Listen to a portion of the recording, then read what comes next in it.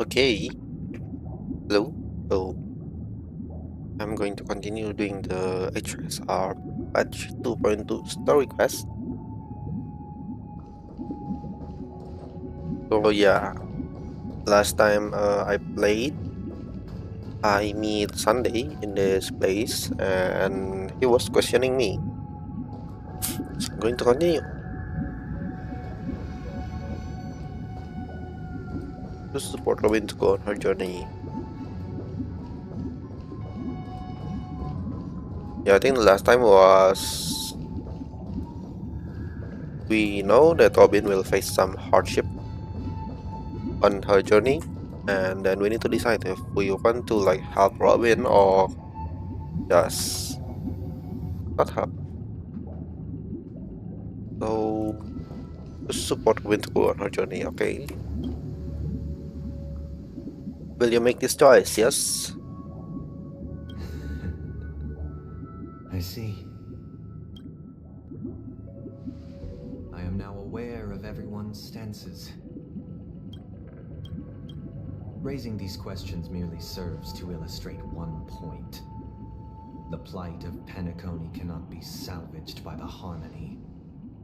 The true foundation for a sweet dream paradise can only be established through the order, where the strong govern the weak.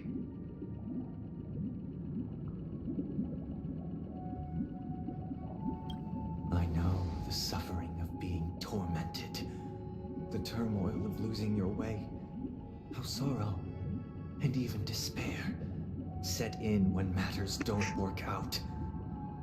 All of this causes me unending pain, because this is not what happiness is at all.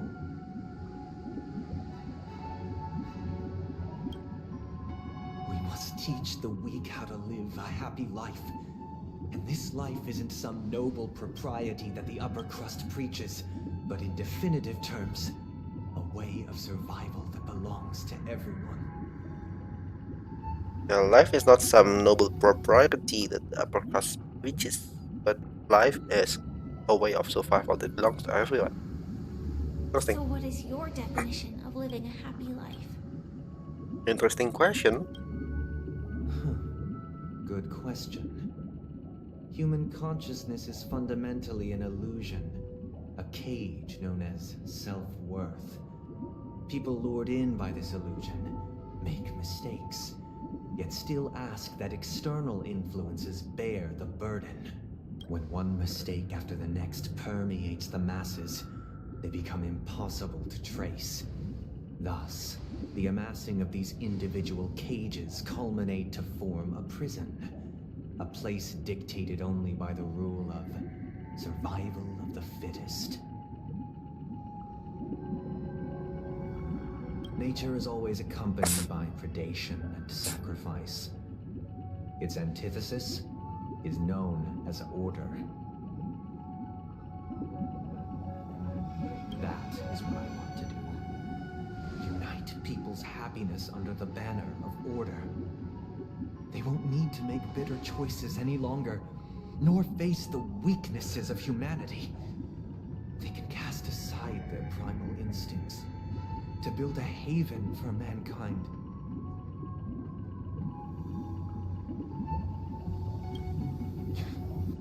Simply describing thoughts is far too abstract, so allow me to provide a simple example. As you all may know, there are societal norms like weekends and long weekends that exist on some worlds. Yep. During these Weekend and hard a long rest weekend. days, people are given the chance to extricate themselves from the stresses of everyday life, allowing a certain tranquility to return to their souls. Yeah, especially on long weekend. And it is only on these days that people do not have to adhere to the law where the strong prey on the weak. They can live out their lives happily during these brief intermissions. It's just a pity that 2 or 3 days are still too fleeting compared to the span of a lifetime. From where I stand, society's ideal system should be 7 rest days. Following Sunday, there should ensue a second, a third, and indeed an infinite procession of Sundays. This should be the face of the new world. Idyllic, eternal, peaceful days. And thus, every person can return to their base selves in this utopia. Some gaze in reverence at the stars, pouring their whole beings into calculating the distance between us and the isolated world of Pagana. Meanwhile, some seek refuge in quiet corners, holding one another, unencumbered by the chains of unwelcome obligations. There would be no need to bear the hardships of reality. Only in this way can humanity face the inevitable end with the purest of spirit, living a life of dignity. This is what it is to live in bliss. Miss Firefly, you who are stricken with entropy loss syndrome, you of all would surely understand this. It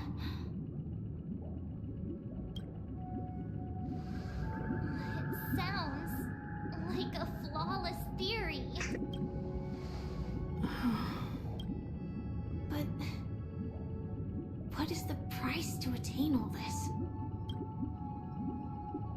The cost is minute, merely a personal and eternal sacrifice. If this paradise is to be maintained for everyone, someone must remain trapped in solitary awakening until the end of the cosmos. Awakening. Which means that this so-called paradise is still a dream. Stepping into this paradise means forsaking reality, correct? It is not forsaking, but transcending. Flesh, blood, sorrow, weakness. If the physical is the root of spiritual suffering, it is only logical that we defeat it. But in this supposed bliss, people won't have defeated their demons. The chance to overcome their tribulations would be forever lost to them. In other words, it is an escape. Escapism. That's another way of understanding it. But there is no shame in escape. On the contrary, the seeds of escape exist in everyone's hearts. Don't you agree, Miss Firefly? And as to why we sleep, it is because we are afraid to awaken from our dreams. But this is not in conflict with the grand plan. Only in acknowledging this can we truly understand the frailty of human nature, and from there, show compassion and protection.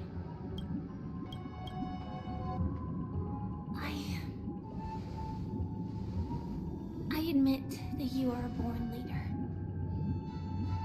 Your perspective on humanity brims with pessimism.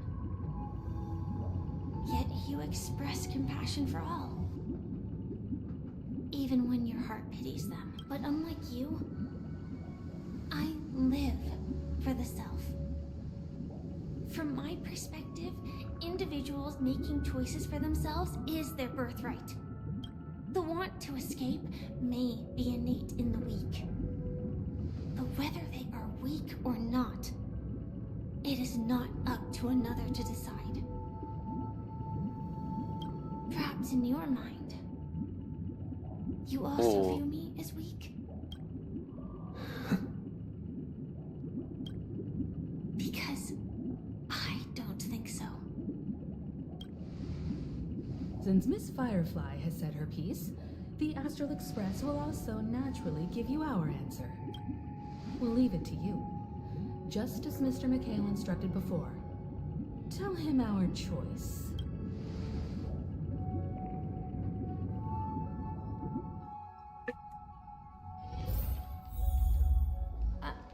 I'm not entirely sure, but let's give it a try. so we get back to the place where we fight that before with Hey, Firefly. you managed? Weird. This place is quite different from the hotel. But I feel like I've been here before, and even lived here for a while.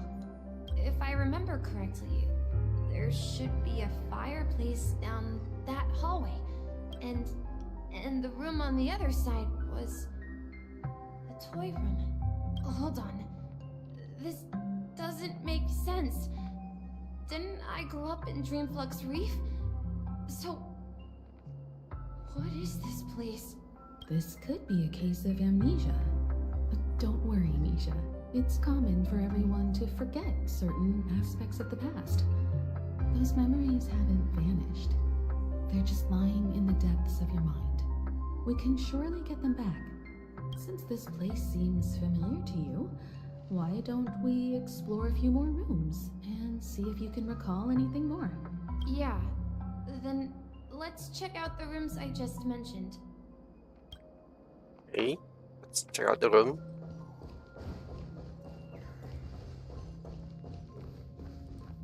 Mikhail, that's the name.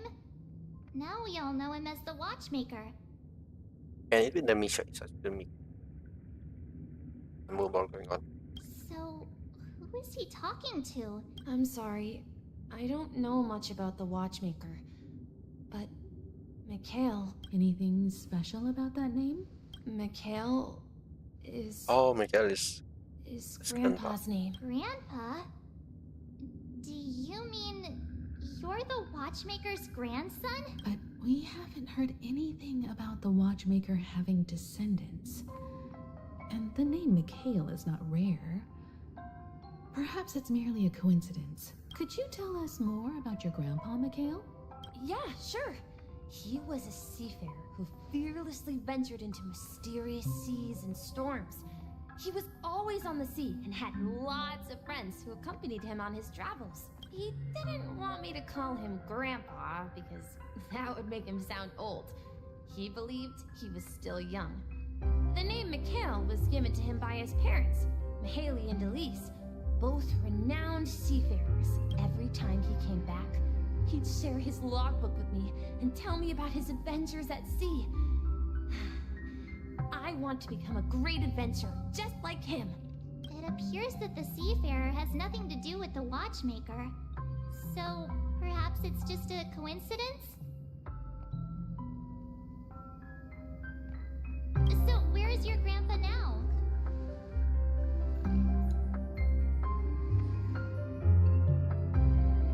He went off on a new journey, and it's been quite a while since I last saw him.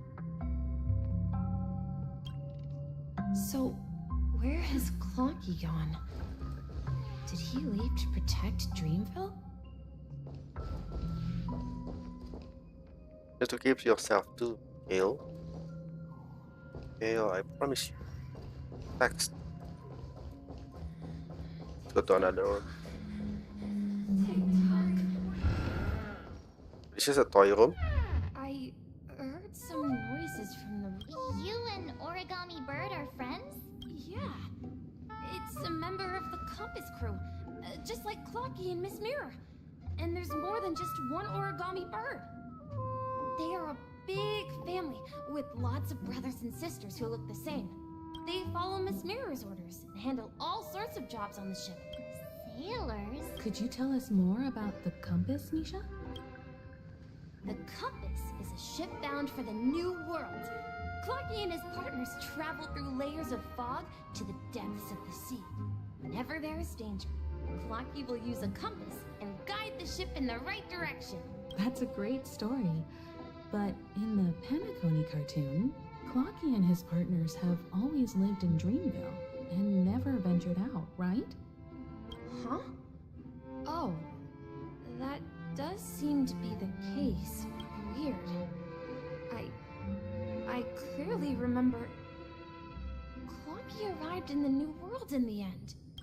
Perhaps Clocky has a hidden past. I think I hear the sound of water. You once mentioned there's a magnificent fountain up ahead.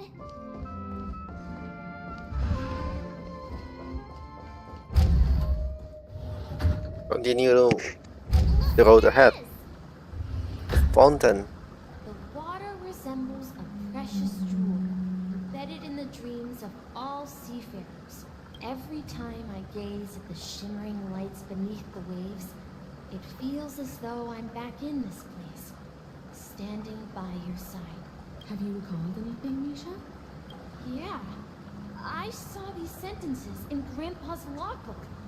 He used to say that despite the perils of the sea, whenever he stood on the deck in the afternoon, overlooking the sparkling waves, he would think of this fountain in front of his house.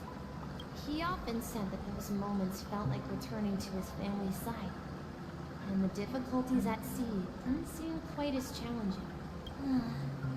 You know, I quite understand such sentiments. You're talking like an elder. I'm not an elder. I was just being a bit sentimental. Perhaps every adventurer far from home carries a fountain within their soul. Even though the other side of the sea remains shrouded in the unknown, the fountain in front of his house serves as a compass, leading him back to his cherished ones. Yeah. While Grandpa was at home, we would stand by the fountain and place the compass, a toy boat that I made, into the pool. Back then, I would ask him when I could go on adventures like him, and he would always laugh and say I was still too young.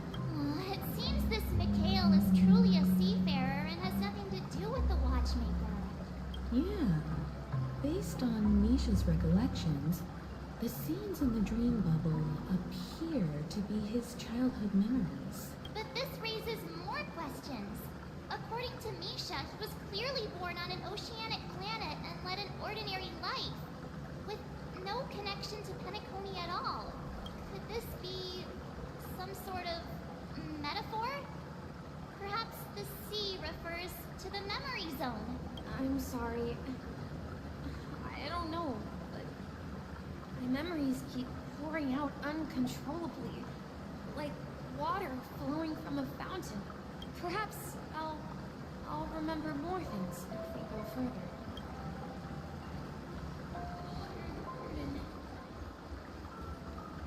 We're going to the opposite side, right? No, we should turn left here. Huh? Something feels different about this place. Up ahead is Grandpa's study. It was in that room. Saw him. The atmosphere in this room feels totally different. Misha! You finally come! Lucky. Clocky, you're here! Are those books on the bookshelf logbooks left behind by that seafarer? Yeah. Whenever he came back, he placed a logbook on the bookshelf in his room. They contain records of his expeditions to every corner of the world. He described our world as a fountain. At some point, the sea started to gradually swallow up the land where people lived.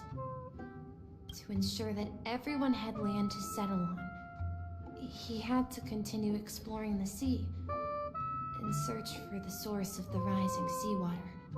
On that day, he called me to his study, telling me that he was embarking on another journey.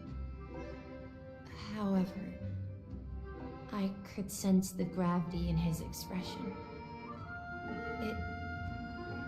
It was the same look I had seen on my father's face before his final voyage.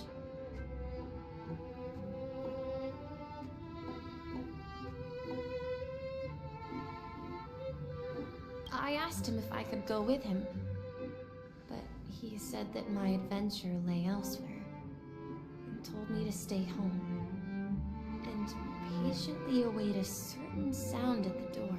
What sound? He told me about a vast ocean in the sky, an ocean of stars. He spoke of a train that transports children with a desire to venture far away, traversing the sea of stars without ever stopping. He said that he knew the crew on the train, and that he had asked them to take me along. He said the journey I had always dreamed of would start there. A train? Could it... It's the Astral Express. I remember now. Grandpa's friends are a group of nameless who came to this world to resolve a disaster caused by a star.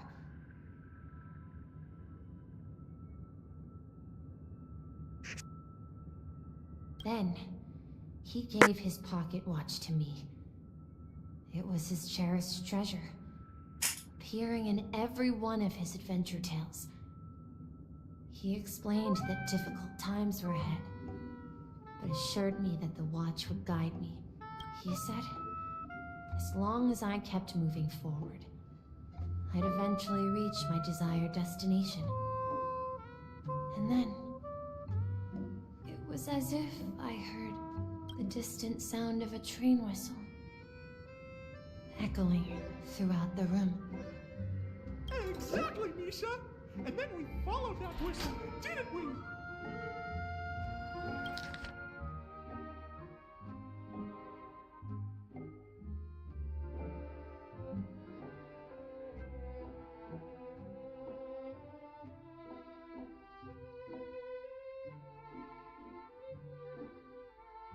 As long as I kept moving forward, I'd eventually reach my desired destination, and then it was as if I heard the distant sound of a train whistle echoing throughout the room. Exactly, Misha, and then we followed that whistle, didn't we? Yeah. I think I can still find the way we took back then. But in the end, we've arrived at a new world. We've lost our way so many times, we've overcome so many challenges. Let's continue. Let's continue sailing. Not even the sea can stop us. Captain Misha, we are now heading in the correct direction. We finally come out of the fog. Across the ocean is our destination. Oh. Tick tock, tick tock. Clock is ticking. Oh, what is this? Oh. This is the dream jigsaw, right? So we're supposed to find... Do you remember?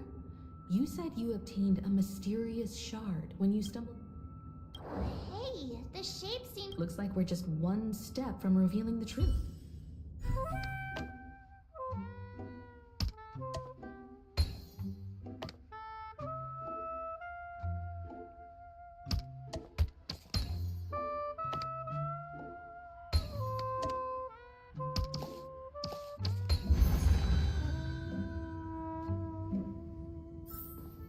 Portal kind of stuff. Dreamscape. This is it. This is my room of clocks. While I spent my time waiting for Grandpa to return from his voyage, Walter gave me this workshop, and it became my secret base. Here, I learned how to repair clockwork and gears out of my fondness of precision mechanics. In my dreams, I was the captain of the compass, embarking on adventures with my companions, Clocky and Miss Mirror, in search of the new world. I was born and raised here.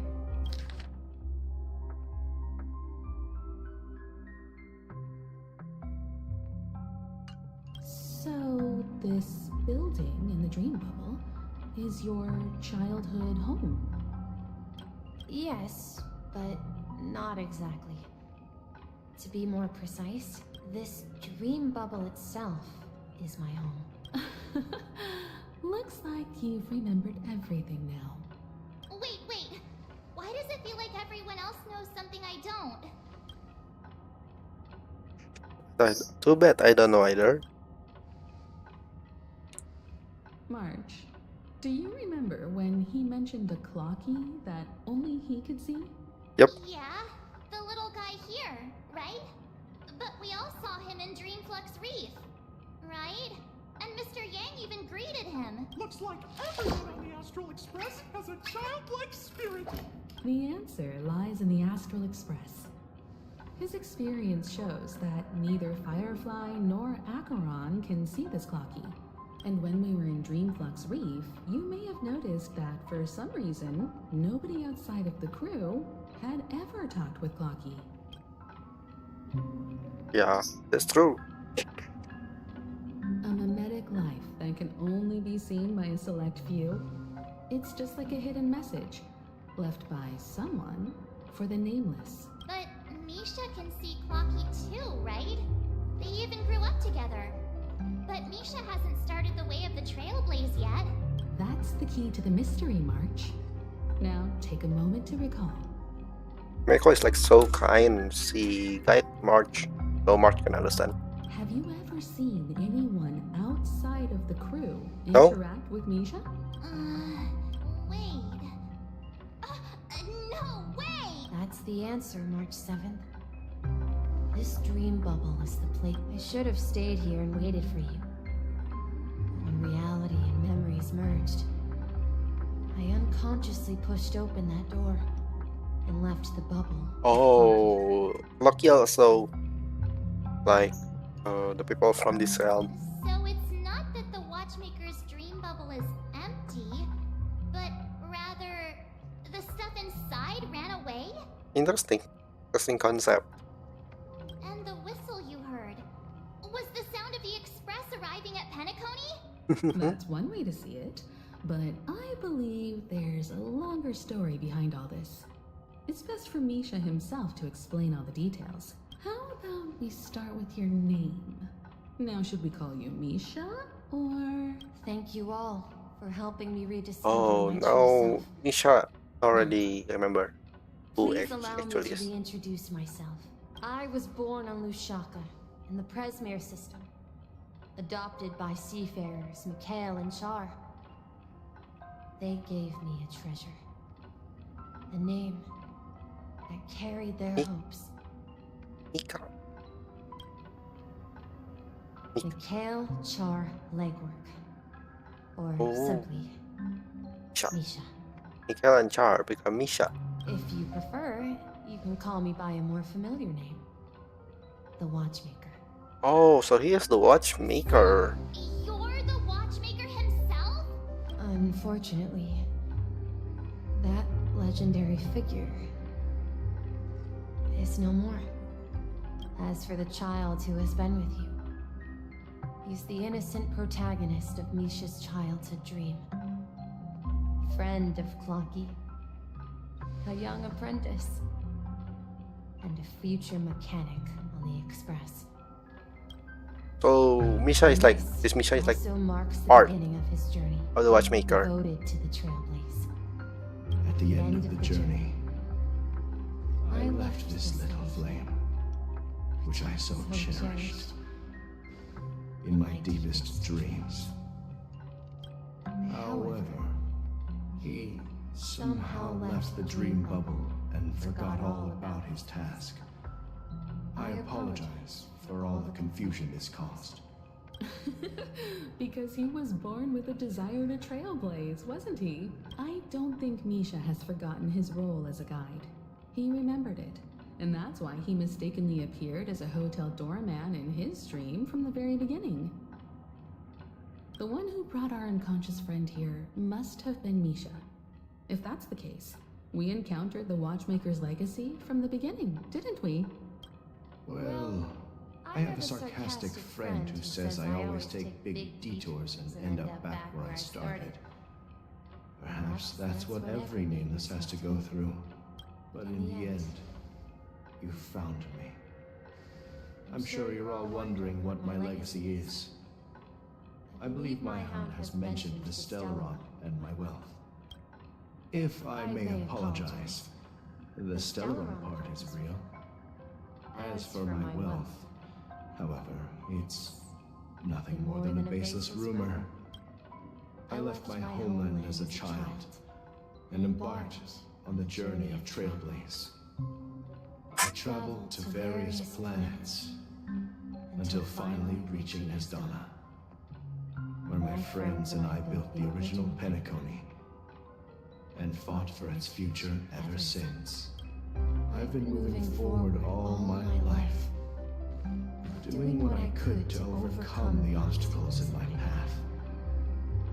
But ultimately, my journey reached its end, and I left behind no possessions worth entrusting. So, if you ask what's left within this worn-out train engine that can be called a legacy, I suppose it's the things that are still burning in the engine's furnace.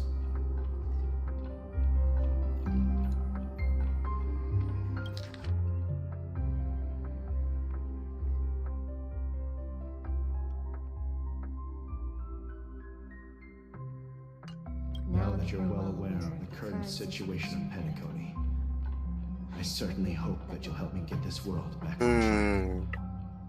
But I'll leave that decision to you. For the path of Trailblaze is never paved by others. For the path of Trailblaze is never paved by others. Yeah, so this Misha want to bring Penacony to the right track, back on the track, because Penacony is just a place for people to escape from a problem. All I have For for now. you is a story and two gifts. I want to give you my pocket watch. It has accompanied me throughout my long journey, guiding that naive child forward, and has been blessed with the presence of so many great people up to this day. And my hat, too. The one who navigated for me placed it on my head and planted a fanciful thought in my mind. The trailblazing expedition will never end. Now, it's time for you to make your choice. Once you've made up your mind, open that door and enter the long dream of an old man. I'll be waiting for you at the end of this corridor of time. All right, everyone. Let's make a decision. Although I don't think anyone will have any objections. Yeah, I'll choose the third place. I want to witness legacy. I object. I wonder what happened if I choose third choice. Okay, I'll choose the Trailblaze. Of course. We've come this far. Surely there's no other option than moving forward. In that case, it's unanimous. Then let's proceed together to the end of this stream and tell Mikhail our decision. If we object, both Himeko and March will not object, right? So it's still 2 against 1, so we still proceed with the request, I guess. Maybe that's what will happen if I choose the third choice. I choose the first choice. Advance towards the end of the long dream.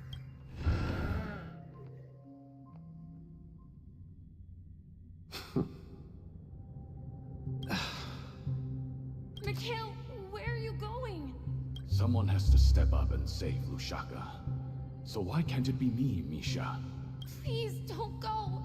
And if you must, please take me with you. Don't leave me alone. This is when Misha was being left by Mikhail. When Mikhail was one to like go out. Even without me, you know how to proceed forward, brave Captain Misha. The compass is waiting for you. Haven't you always wanted to be a better adventurer than me? Now go, board that train and Start your journey. Where are you going, Mikhail? I'm going to clean the floor in the parlor car. I've promised the conductor. Where are you going?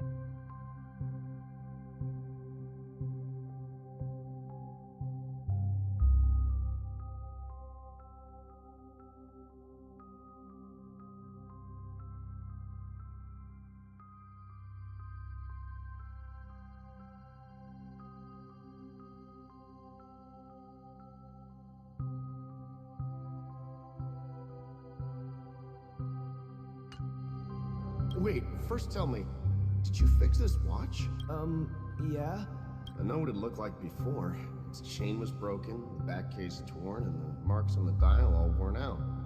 How did you manage to fix it? Well, it's hard to explain, but I knew it could be fixed. It's the hands, Mr. Amundsen. Its hands were intact and pointing in the right direction, so I knew there would be a way to fix the rest.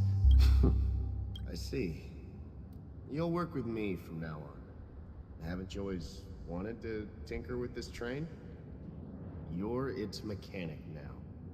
As for the conductor, I'll do the talking. But I only know how to fix watches. Don't worry. You've got what it takes. I'll teach you what you need to know. Where are you going, legwork? It's time to head to our next stop.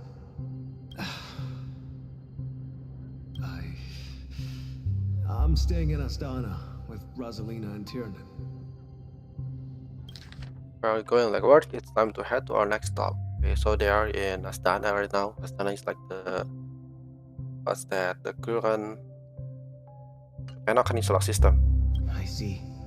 This place reminds you of home.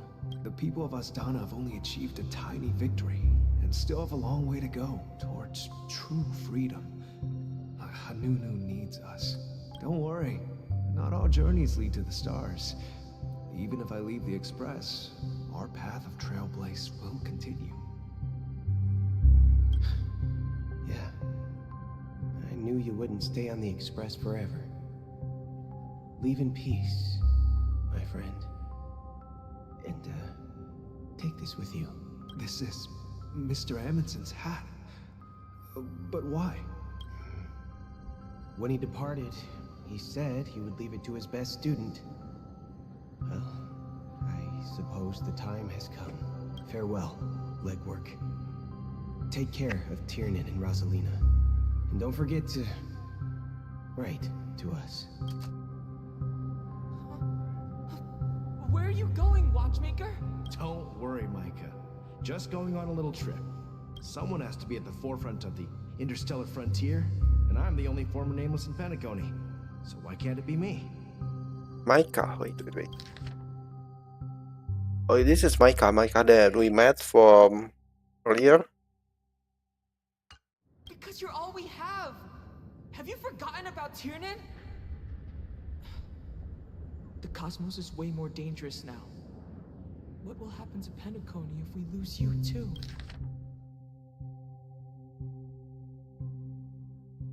But what will happen to Penacony if we don't find a way out? Tiernan. How could I ever forget him? I've spent countless sleepless nights asking myself why I didn't go with him back then. We Nameless won't stop. Don't worry, Micah. It's just a matter of getting back to my old profession. Just wait for me to come back. What if, and it's a big if I don't come back in one piece, then you'll become the next watchmaker. Where are you going, old man? Oh, Gallagher. Oh, you're here. Answer my question. What are you up to? Relax, Gallagher. I just came up with a great idea. Wanna hear it? Oh, come on. Aren't all your ideas just ways to get yourself killed? I may be blunt here, but you're the last remaining hero in Penacony. If you die too, the secret of the Stellaron will go to the grave with you. Yes, I'm afraid there's no way out in Penacony, so I'll have to consider alternatives beyond Astana. We'll organize a festival using the Watchmaker's legacy as a facade. and send invitations to the entire cosmos to gather people here. So, a desperate struggle against the family?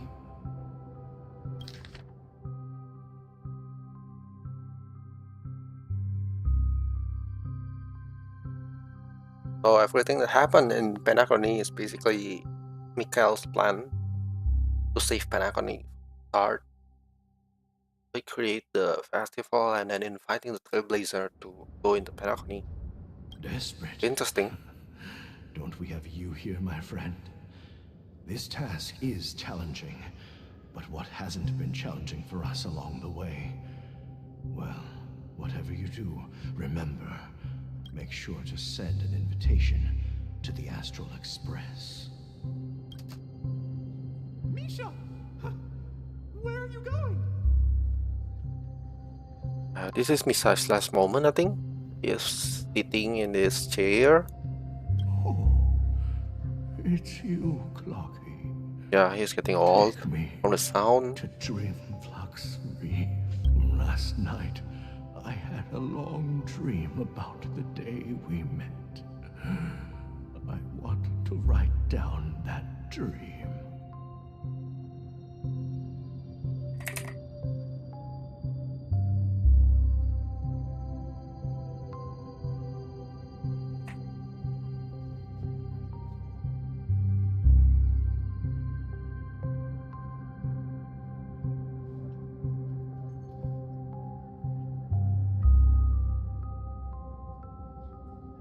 Write it down? Why? Oh, so I won't forget it. Do you remember how you got your name, Clocky?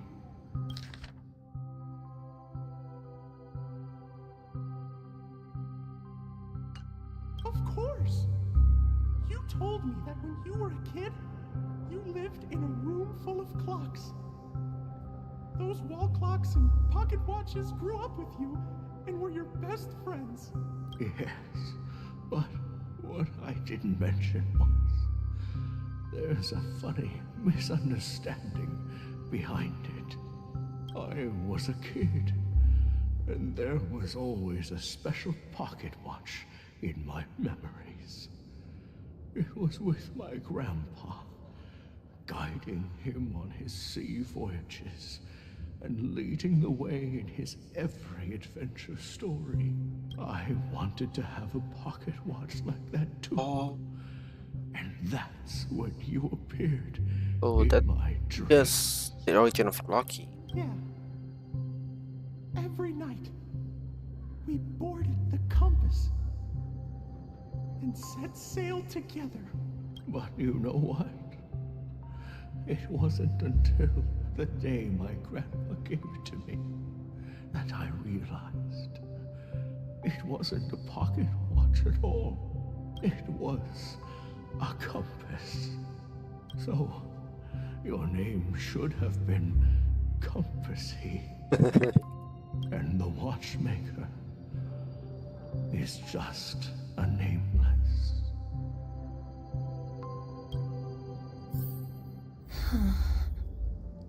We've arrived at Dreamflux Reef. So, where to next? You know, Clocky, I don't think I'll be going anywhere else.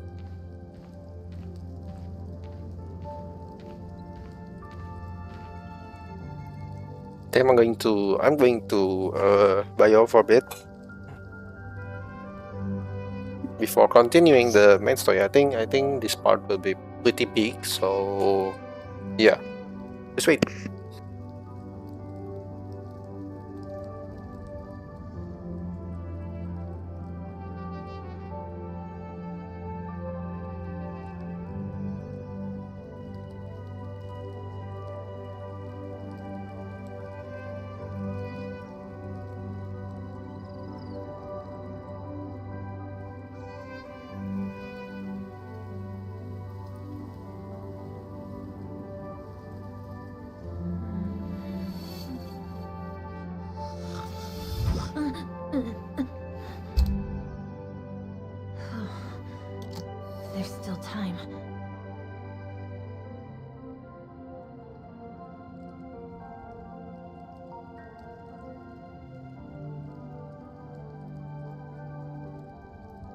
Hmm?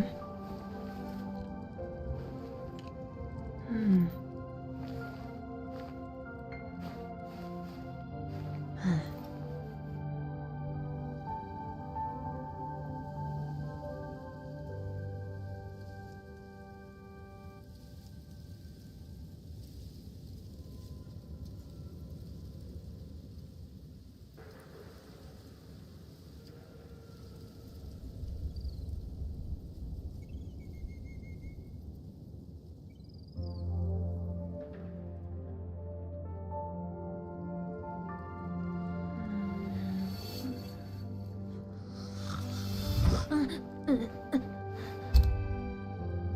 Huh.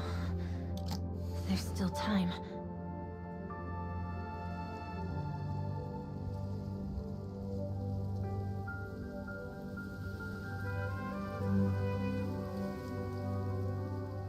Hmm? Hmm. I'm back.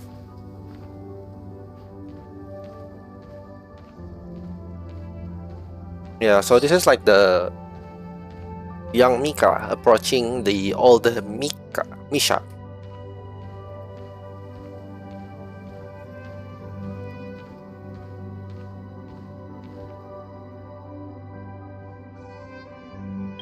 I cannot take screenshot.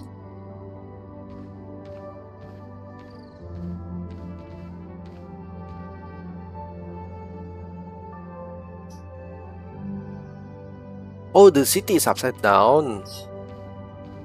No, there is a city down below, and then there is another city upside down up there. And I think one of it is like the grand orchestra part. So Penacony might be.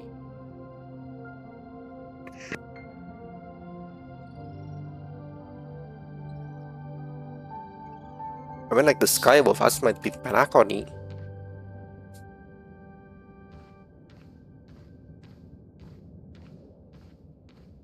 It's upside down. Penacony is like above, and then like below us is like the other realm where people died in Penacony. Yeah, guys, under the moonlight. Let's go. I've traveled far enough, and it's time for a little break. Oh. So, we'll set out again. When you're rested? No, I'll stay here. And then, this is where it ends. This is where it ends? What do you mean, Misha? So this is the part where Misha and Clocky separate. You told me that the trailblazing expedition would never end. Yeah, that's what I said. So now, it's up to you to decide your next destination. Next destination? What's that supposed to be? I've been following you. This one is pretty sad. Misha? You're acting weird today. If you're feeling down, we can just do what we usually do. With the clockwork. No, I'm not feeling down. As for clockwork, yeah, it resolves all problems in this dream. This is like the Penacony City Center, you know, like the first place where we meet Loki. So, do you know what clockwork actually is? I'm not quite sure. Well, everyone gets lost at times. They may hesitate and doubt which way to go. That happens in this dreamscape and beyond. But don't worry. Everyone goes through moments of uncertainty and hesitation. Eventually, they gather the courage to make bold decisions. Whether it's calming, joyful, angry, or sad. All they need is a little nudge to take that step toward where they truly belong. I'm leaving that little nudge with you, and I hope you'll share it with others. Such is the essence of clockwork, the will of the trailblaze.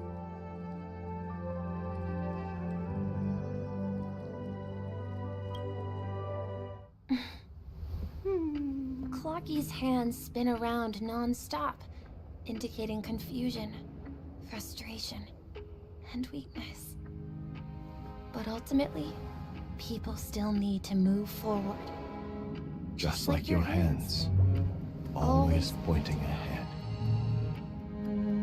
This is where my journey ends. From now on, it is your path to walk. Trailblazing means taking paths your predecessors forswore, and venturing even further. The Penacony in Mikhail's dreams does not belong to Order. Oh. Oh.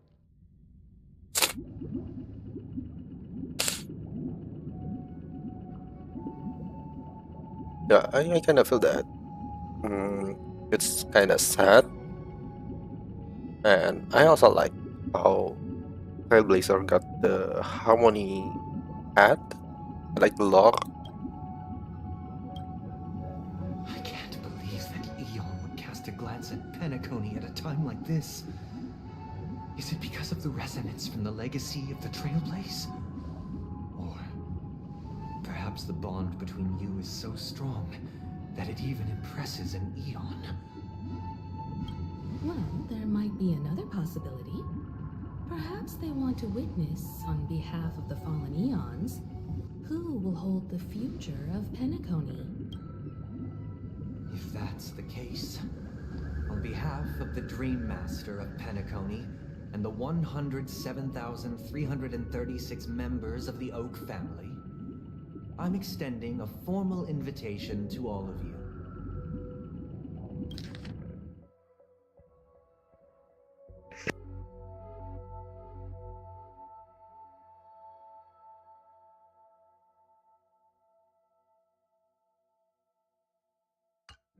I'm cordially inviting you all to the Penacony Grand Theater to participate in the upcoming Charmony Festival. And, of course, you won't be in the audience, but on center stage, since the future of the Stellaron, Penacony, and even the entire cosmos is at stake. Let's draw a conclusion there. In all fairness, if you truly believe in Akavili's path, then show me their courage and determination.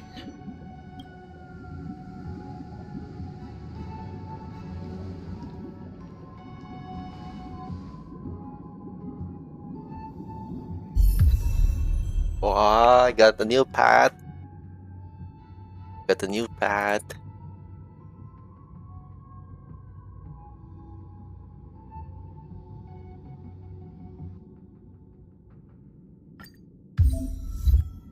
Nathan Norma. Switch to the path of harmony, yes. Yes, yes.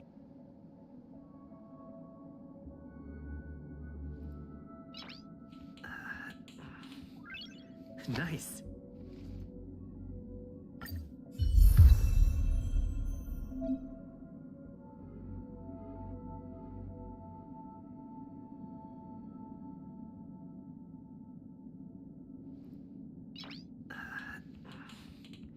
Nice.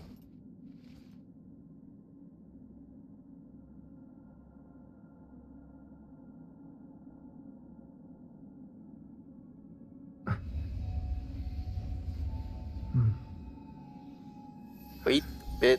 You can trial the current path here to further understand the combat mechanic. Okay, let's trial this one. Nice. Start trial.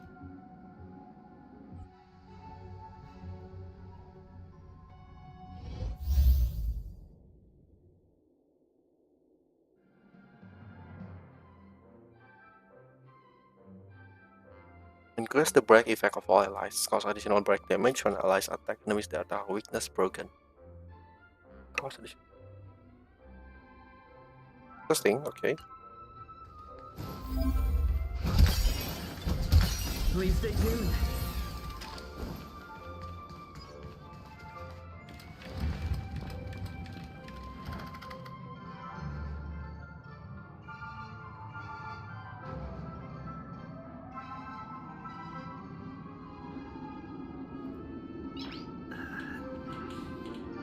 Nice.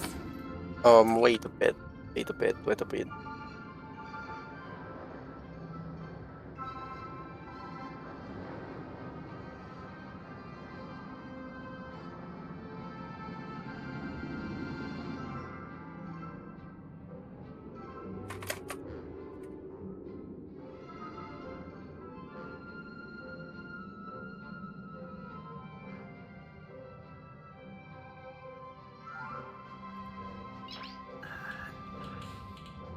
Nice.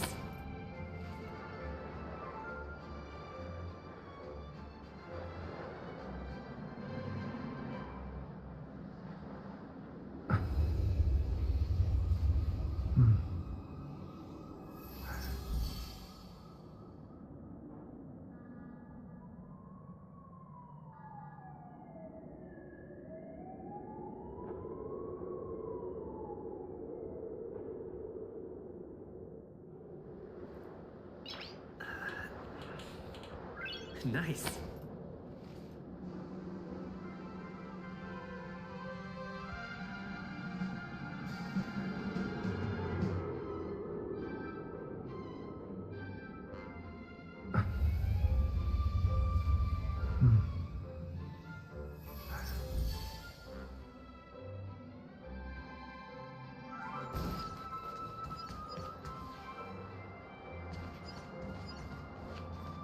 We need a strategy. Please stay tuned. Please stay tuned. Oh, can I change character? Okay.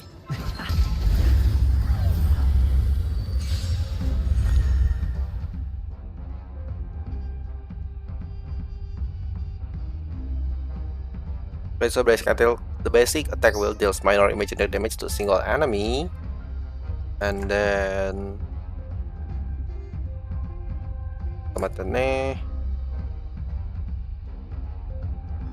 okay, so the magic so basically just a normal attack. The skill will deal damage that bounce. Ultimate will grant all allies the backup tensor effect. Allies with backup tensor effect have their break effect increased and additionally deal super break damage one time when they okay, the ultimate. Interesting. The Trailblaze regenerate energy when an enemy target's weakness is broken.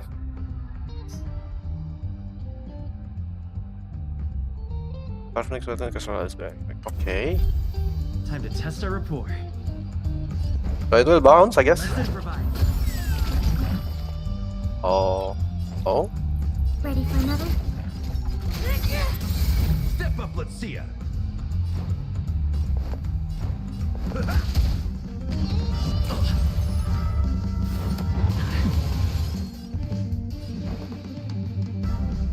Dreams do come true. Commencing support. Mood is set just right. Let the show begin!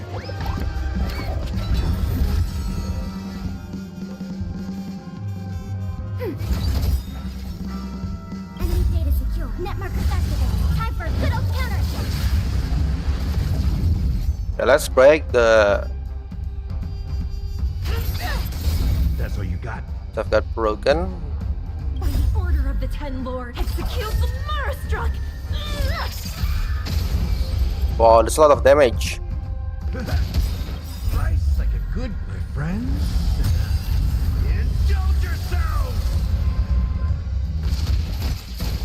Stay in step. Super break. Let's improvise. Oh, that's a lot of damage. Super break damage is a lot.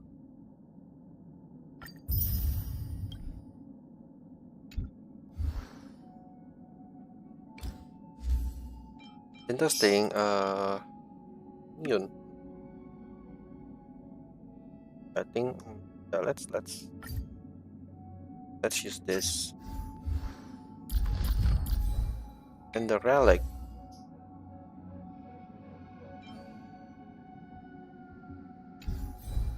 Let me see the skill first. Attack scaling.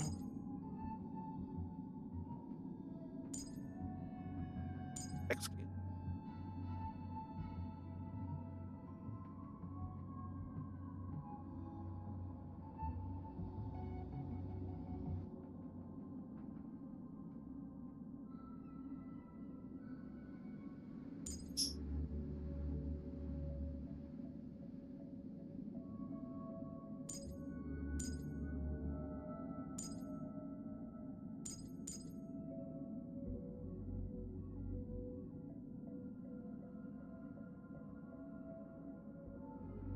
Before our paths diverge, savor the shared journey.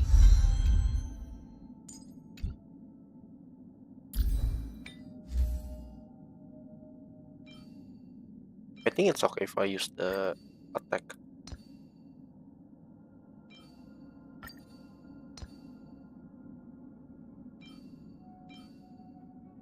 Great attack. Tingyan. It's okay if I use this.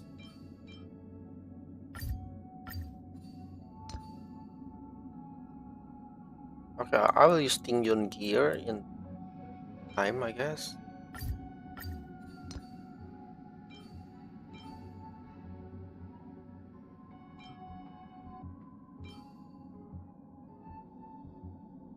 Defense, attack, tampo.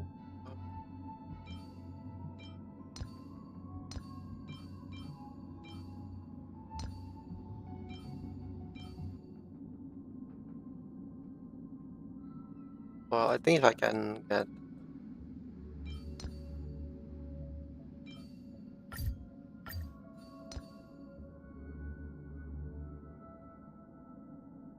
where's the link? I'll just use the link.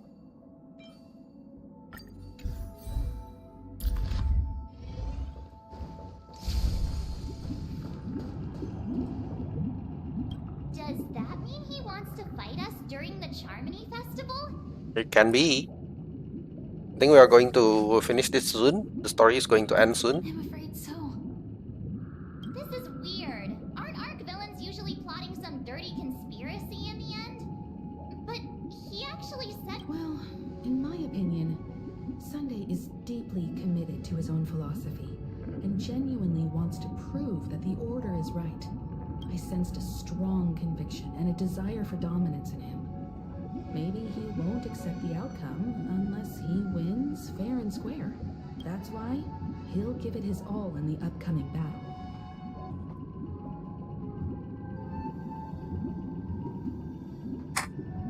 What's this? I flexed on him too hard with my peak swag, I guess. I messed around and found out, huh? Well, we won't back down either. Yeah, you're right. We've even dealt with a Lord Ravager of the Destruction, so a follower of the Order won't be a big deal. Anyway, we can't leave the Stellaron unchecked. This is about trailblazing a bright future for Penacony and fulfilling Mikhail's and his predecessors' long-cherished wishes. Now that we've taken up the mantle, we can't afford to fail them.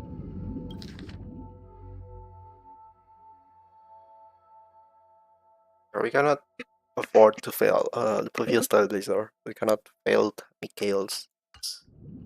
However, the same applies to the Order. Their plan didn't materialize overnight, and they have the profound collective consciousness of the planet of festivities behind them. A desire to dream, to slumber and escape reality. All those hidden emotions have given birth to the sweet dream of the Order. They've harnessed the will of an entire planet to create an Eon. This confrontation is far more complicated than a simple power struggle.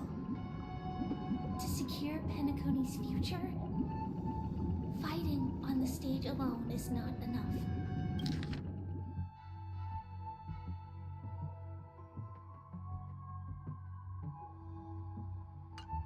What do you mean? Are you not coming with us? I believe Firefly is trying to say that she's heading off to another battle. Okay, however, the same applies to the Order. They'll blend with the materials of a night, and they have the proven collective consciousness of the planet of festivities behind them. The desire to dream, to slumber and escape reality. All those hidden emotions have given the theme of the Order. They have harnessed the will of the entire planet to get an eye on. This confrontation is far more complicated than a simple power struggle. To secure Spallettiani victor, fighting on the stage alone is not enough. So there is another fight. We have, yeah. Okay, so we are going to split.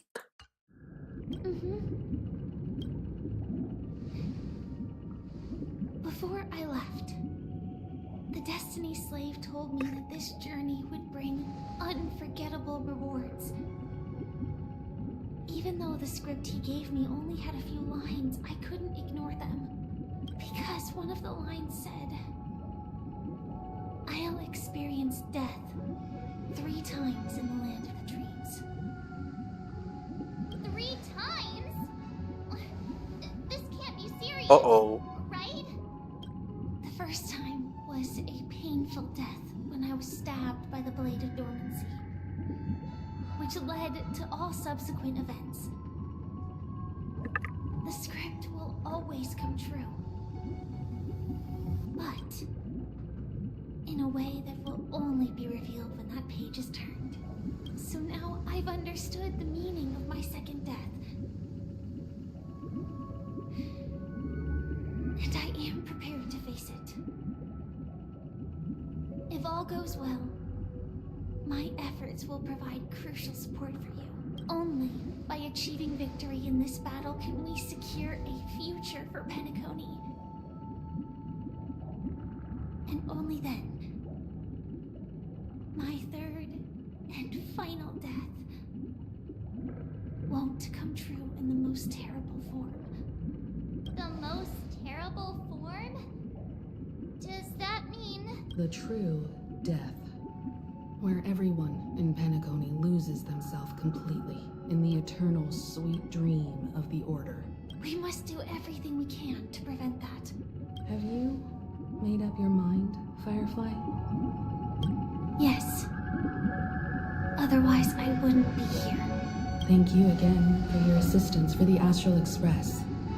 May we meet again, in reality. But this is goodbye for now.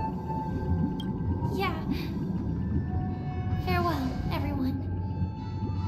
May your trailblazing expedition never end.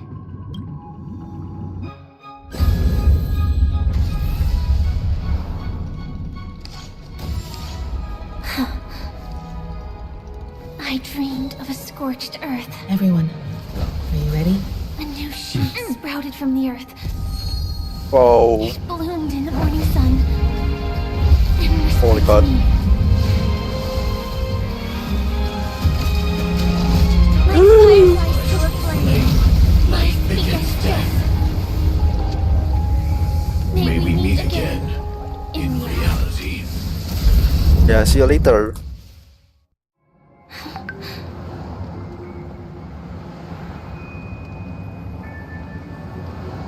Wow.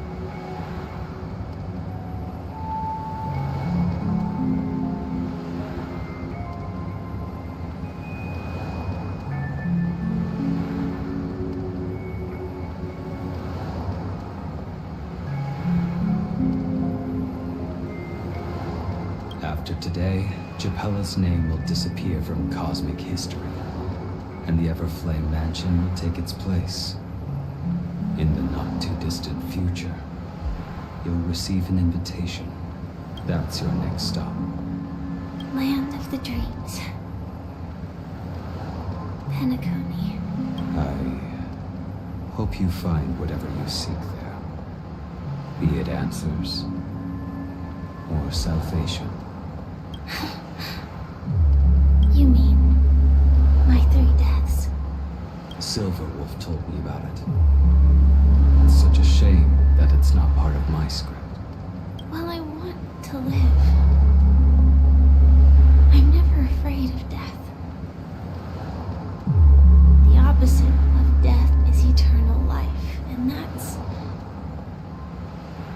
That's something I'll never desire. People die. And I am no exception. Death is like a script. A fate that cannot be defied. But that's exactly why we have to choose where we want to rest forever. Do you exist just to perish? Are you not the same, Blade? The end you desire is not one dictated by others. If I were to die now, I would only be a weapon. I believe I should die as a human. Though its definition escapes me, isn't this the answer that ordinary people look for their whole lives? A name that can be carved onto their tombstone. A tombstone that belongs to me once bore the inscription, Glamoth's Iron Cavalry. Then it changed to Stellaron Hunter. But one day, it will bear the name Firefly. And all the brilliance she showed at the end of her life. So I think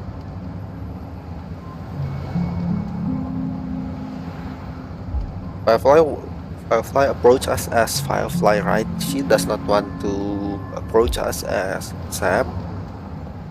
I think this is the big reason why she did that, because she wants to be known as Firefly, not as Sam.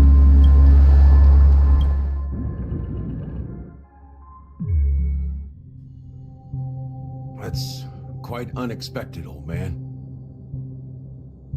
Who would have thought your crazy plan would actually work? Do all you nameless fools just act on a whim? I can sense that this false sweet dream is coming to an end. The nameless may be young, but they had the ability to achieve this goal. Just like you did in your time. It's a shame you won't be able to see it firsthand. Maybe I won't either. Once something fictional is seen through, it ceases to exist. Yeah, not just those nameless. Even Mr. Wings is just like you. Stubborn, won't listen or give up, no matter what. Well, fate is unpredictable, I guess. If we weren't bound by those cursed paths, maybe we could have had some good talks. But in the end, we managed to do it. And now we can find solace. Remember how those idiots cursed us? They said, "Go to hell, you worthless traitors." Well, I don't know if they really meant it, but if longing for freedom means going to hell, then I'll be joining you soon, you fool. Let's get together and have supper again in hell. Oh, I almost forgot. There's one more thing. Here's to you. A glass of hello and goodbye, Trailblazer, to the imperfect tomorrow. The imperfect tomorrow. It's warm here, isn't it? Sakron. You're lucky to have found shelter. Still eating her bun. I was just following the scent of life. It's warm, isn't it? You're lucky to have found shelter from the rain, let alone fresh berries in this desolate place. Life. It's particularly strong in a place like this.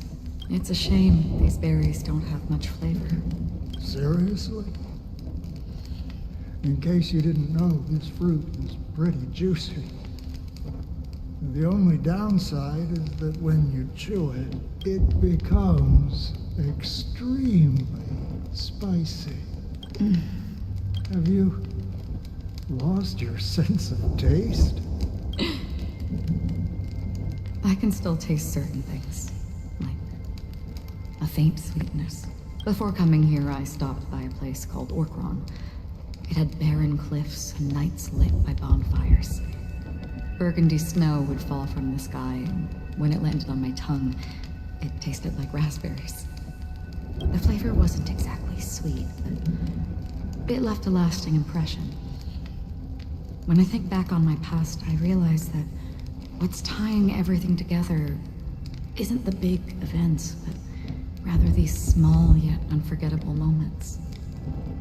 Don't worry about it. Losing oneself is a reality that every self-annihilator must face. At least I haven't completely lost my senses and memories yet. Well, congratulations on adding another footnote to your journey. By the way, are you always alone? No, I had a companion in Orkron. She's a short, nameless girl who aspired to explore IX. She always said she'd walk a path deeper and farther than Akavilis. I had a companion in Orkron. She's a short, nameless girl who aspired to explore X. She always said she would walk a path deeper and farther than Akavilis. She became stagnant water. Well, my condolences. Condolences. I don't need them. The girl left with a smile. She never regretted her choice and most definitely wanted me to say goodbye with a smile. So, that's what I did. That's proof that you're grieving for her. Or perhaps I'm just afraid. Afraid? I rarely sense that emotion. I'm afraid I'll forget the 30 days I spent with her. Just like all the other days in my life. I fear that those vivid red memories will fade away too. There isn't much color left. And besides this faint, warm red, there's almost nothing. Hard to imagine. A ranger accustomed to bloodshed, destruction, and chaos finding warmth in the red color. Because I have experienced this warmth many times.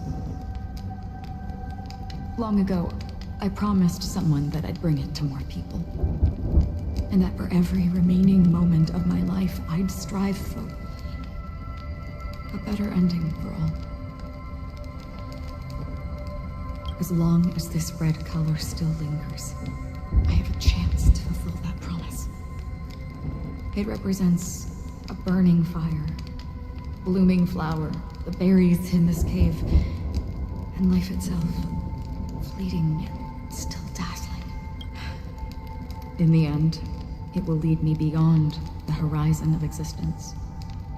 And on the other side, I will cut off nihility. The one blessed by the sleeping and shapeless is considering how to kill them. That's truly pure nihility. But you're right about one thing. After spending so much time near this stagnant water, only when I look at this vibrant red fire do I realize that I'm still alive. When will this rain ever stop?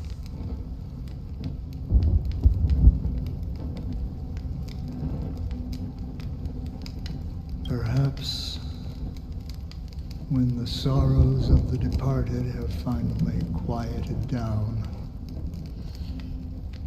the sky will clear up.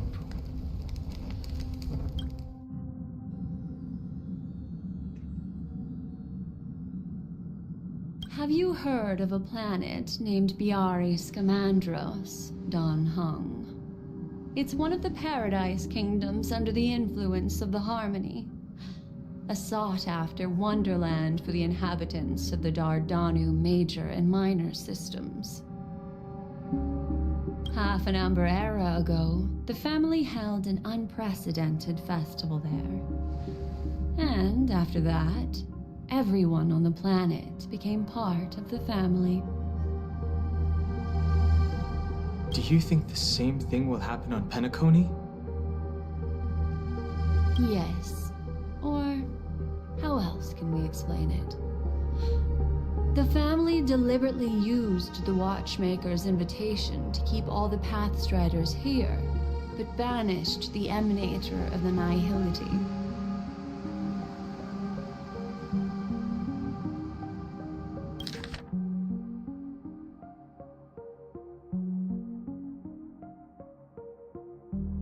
Do you think Half and Amber and ago the family held an unprecedented festival there after that everyone on the planet became part of the family? Do you think the same thing will happen to Magnesia? Or how else can we explain that the family deliberately used the Watchmaker's invitation to keep all the pet striders here but banish the emanate of nihility? Because of the nihility, I'm rarely affected by the power of other paths, but somehow I can unconsciously infiltrate them. Maybe that's the risk they're trying to avoid. I would disagree. Biaris Commandros is not part of the credit system or connected to the Silver Rail. It's nothing more than a remote civilization sheltered by the Harmony. But Penacony is different.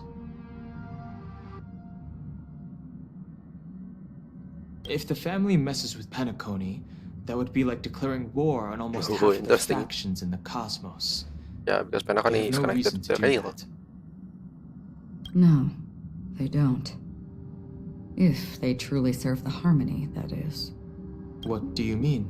The path in Penacony is impure. The Harmony here has impurities. Do you remember the ancient swarm disaster?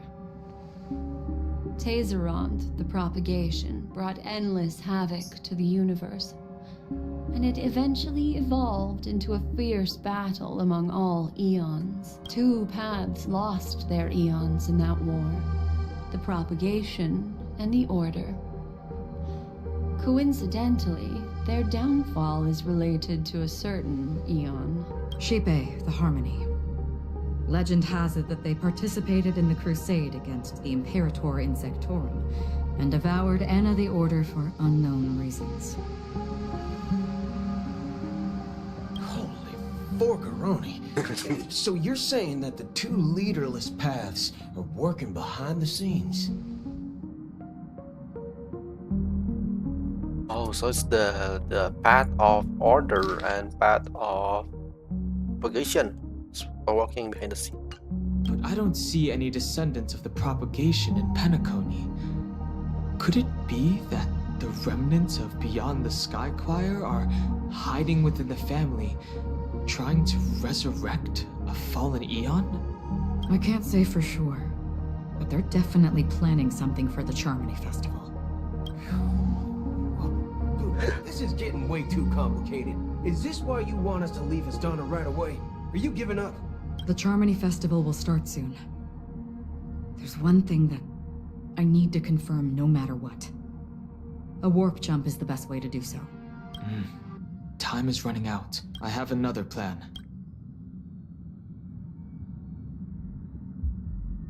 Hold on. Are you thinking of using the Jade Abacus of Allying Oath?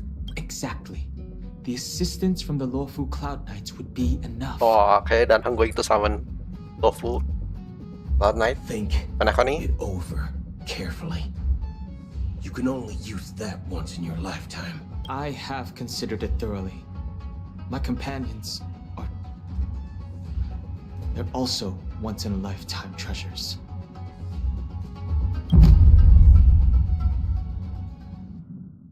Ooh, going to be interesting.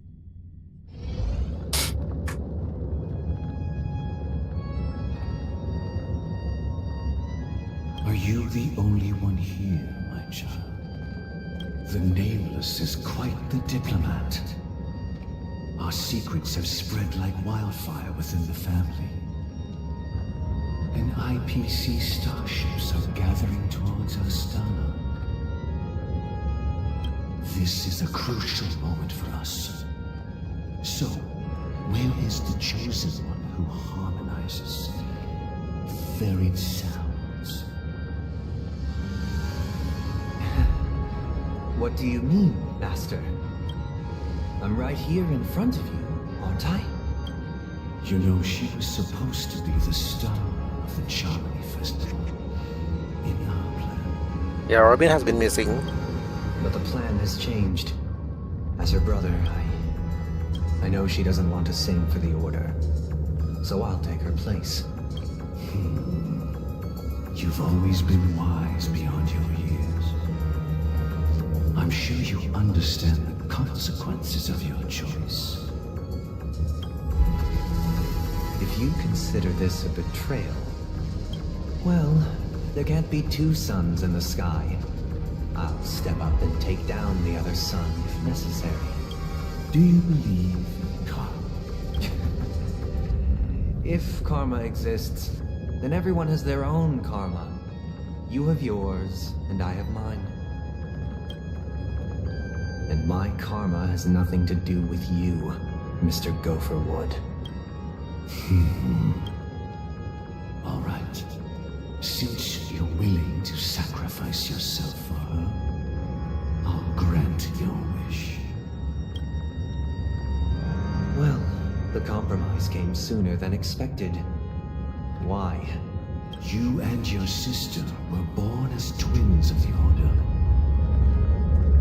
And one of you is destined to follow this path to the end.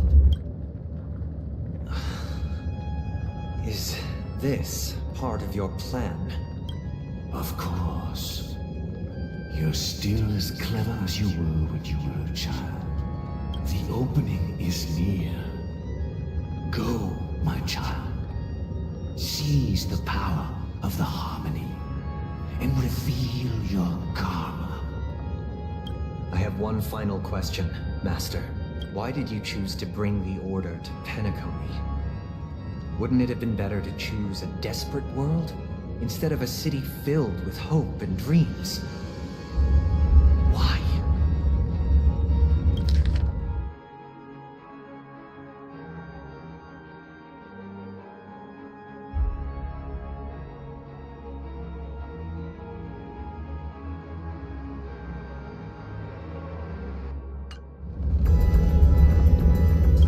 It's for justice, my child. If we lose justice in our hearts, we'll make the same mistake as the Harmony did. So, it's not you who manipulates the dreamscape with the Stellaron, but... Well, that's where our conversation ends. Go ahead. The 107,336 souls of the Oak family have dreamed of this moment too many times.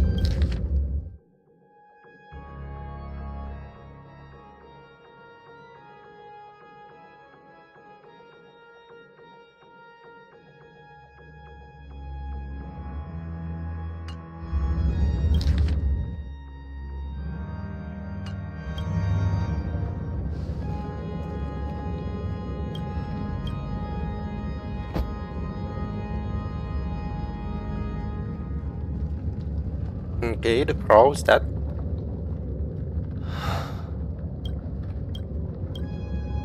I shall ascend to the heavens, becoming the scorching sun, bathed in my light.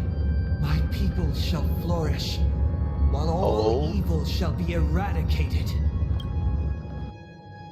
There is a lot of crow. This is the interior of the Penacony Grand Theater.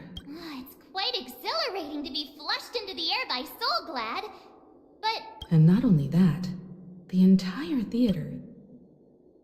Looks like the Chamberlain Festival was a flop at the box office. Yeah, I wonder how many tickets...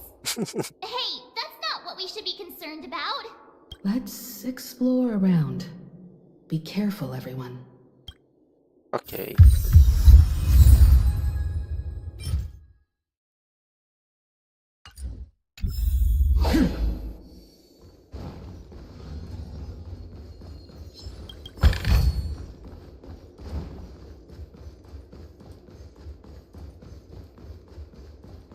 Yeah, I think we are reaching the last stretch of the story. Gosh, the atmosphere here is so creepy and unsettling. Even if around? Why is it so Yikes! They scared the life out of me! Why are there so many puppets at the ticket office?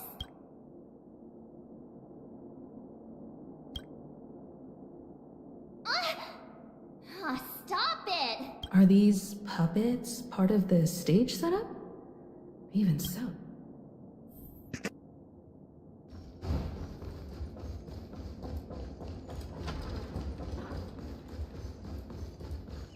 Lots of puppets here with lots of different poses.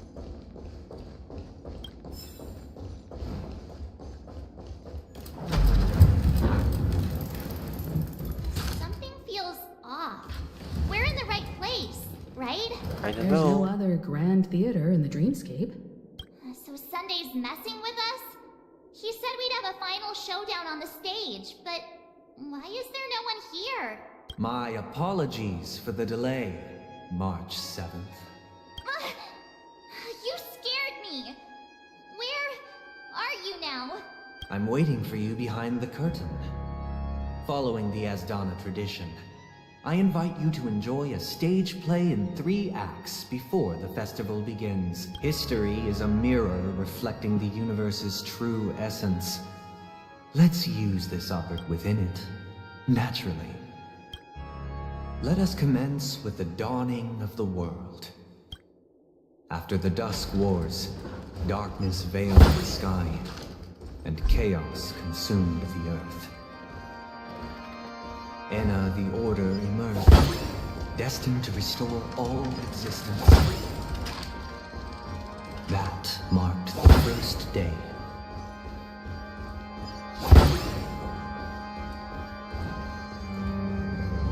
Oh, this is the arena for the final battle.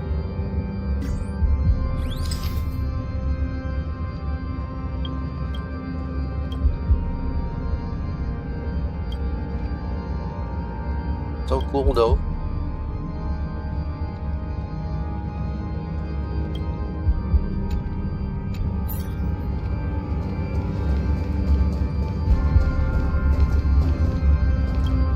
They gathered nebulae and forged them into picks, thus creating a grand lyre with black and white keys. Strike the white keys and the sun rose. Strike the black keys and the moon rose. And so, the cycle of day and night arose. That marked the second day.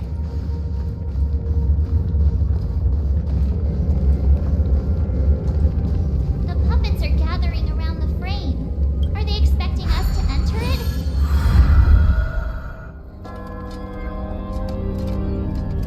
Stage play Act 1, Ode to Prisoner. This is the Act 1 out of 3. Where are we now?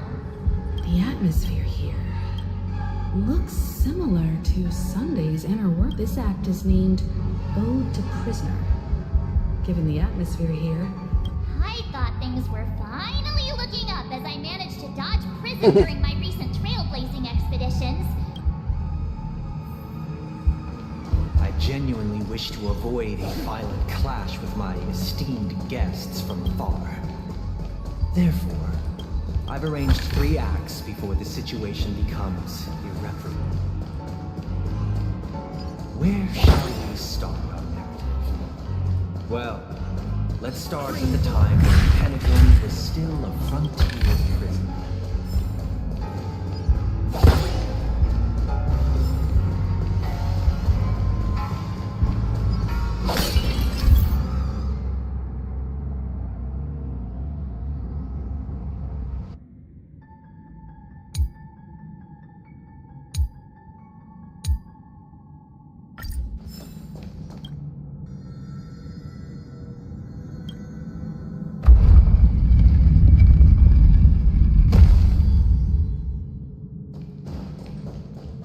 You can now select the dialogue choice using number. It's a good quality of life. In 2147 AE, a prisoner named Hanun ignited a struggle for liberty and emerged triumphant. IPC referred to it as the War of the Frontier, while the Asdanians dubbed it the War of Independence.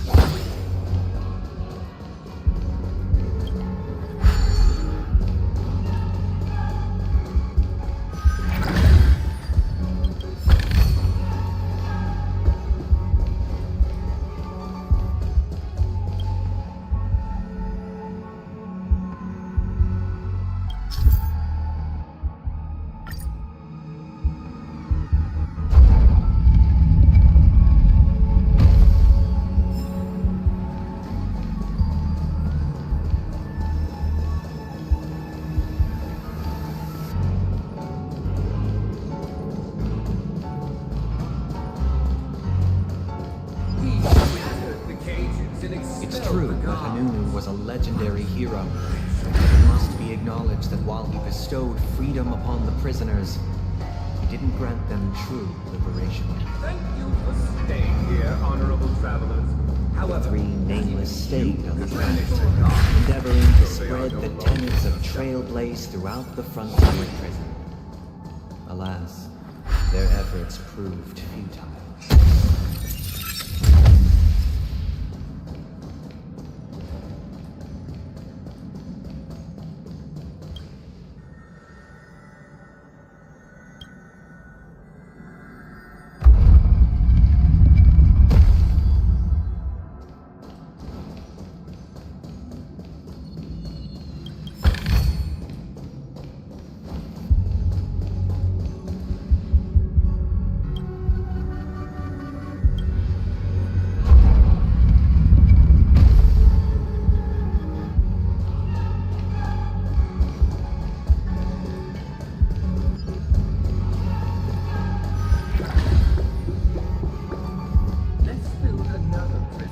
Once again, Asdana was engulfed in war. This time, the enemies originating from within. The prisoners remained prisoners for the rest of their lives, fighting for freedom rather than living for it. I hope you like this land of freedom on a scorched earth. As you can see, their sentences have long ended, and the IPC guards have long been expelled. Yet, these prisoners remain enslaved, not by external forces, but by the confines of their own minds. Freedom permeates every corner, except fragile souls. It gives solace only to those who believe in its existence. Prisoners, this is my order. Learn the essence of freedom and teach your fellow This is a weird prisoners to monster. fight for their lives. Why do we have to fight while enjoying the show? For I desire not only your enjoyment, but also your assistance.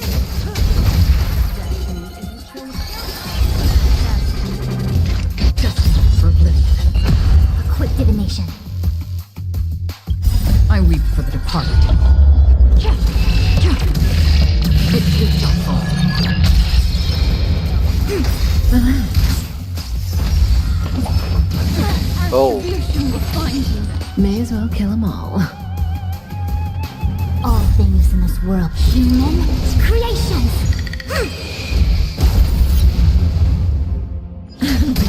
What do you want to know? Ill fate is dead. On still waters of the cliff. We came together. Stand still. Relax.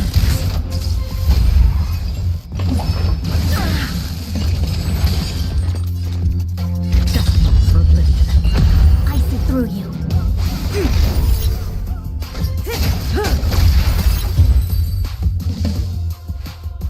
No one can restrain you anymore. You are free. Thus concludes the first act. Amidst a raging war, the frontier prison headed toward becoming Land of the Exiles. This must be how Penacony was constructed. With the aid of outsiders, the prisoners were finally liberated and established the Land of the Exiles. However, However, it appears that Sunday aims to convey the spiritual plight of the prisoners more than the physical aspects of imprisonment. This show is a bit too literary for my taste. But the battle part is quite easy to understand. Anyway, we've arrived at the exit. Let's go! These puppets. Where are they guiding us this time?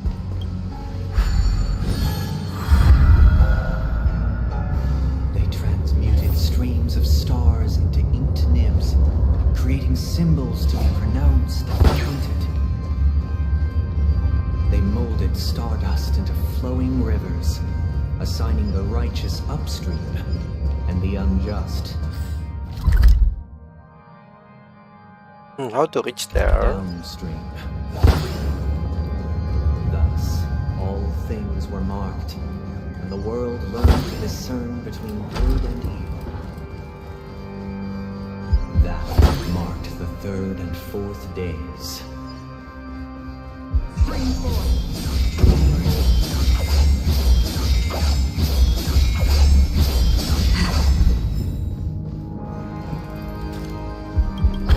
Another frame. Yeah, Act 2, I guess.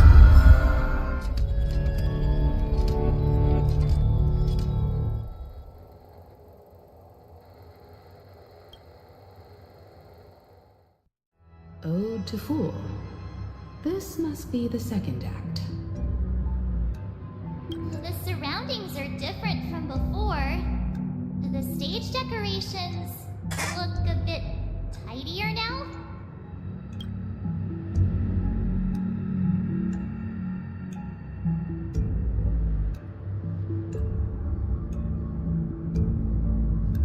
Behold the ensuing tale, a struggle for power.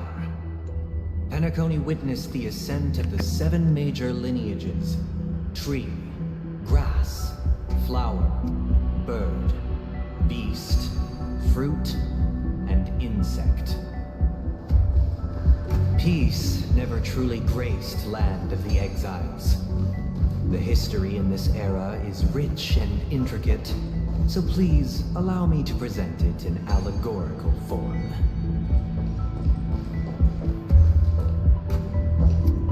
I think I'm going to make some coffee. So I'm going to be right back.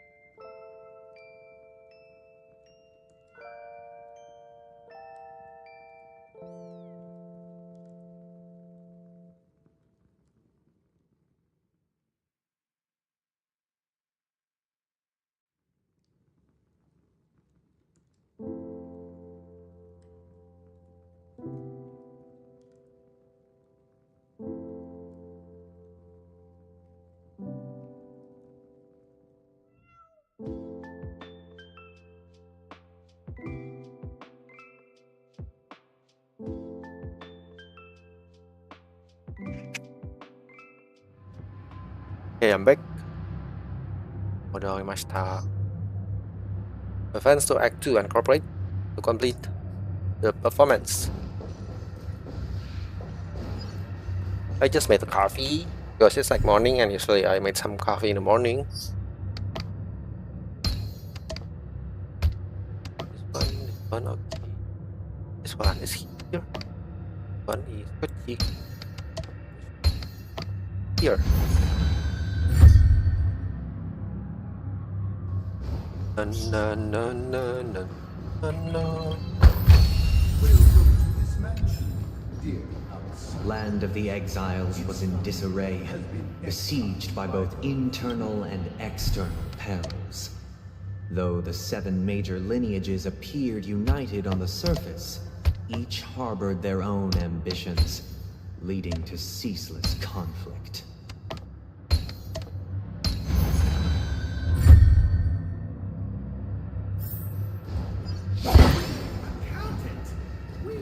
Stream 4. The Black Tom family was the first to fall. They withered away in the White Desert event, orchestrated by the Alfalfa family. My child, you did not serve the Order. The leader of the Alfalfa family sought to defect to the IPC, trading freedom for survival.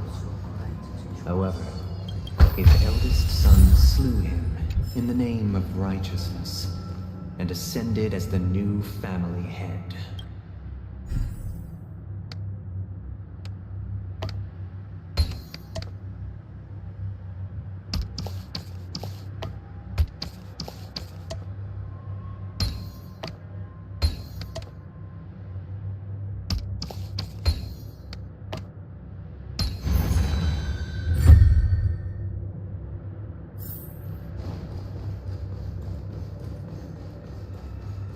Stream 4.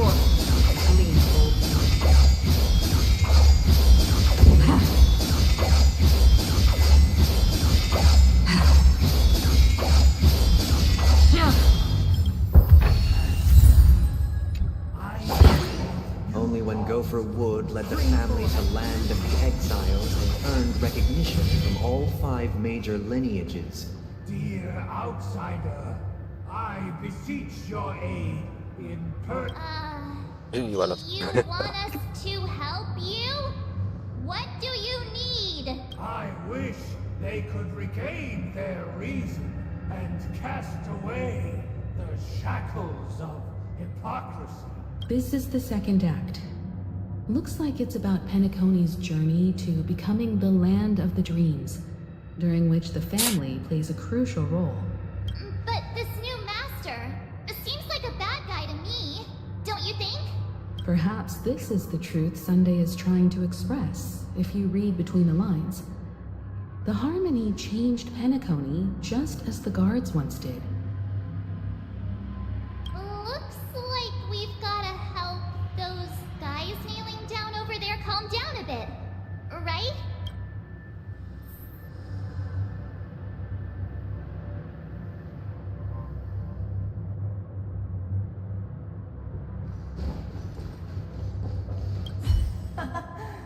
In the absence of my master, I am free.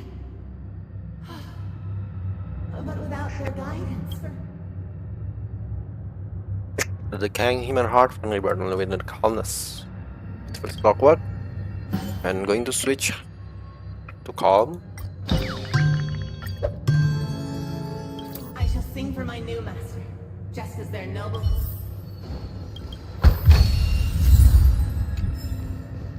Master! Oh, you will return in due course.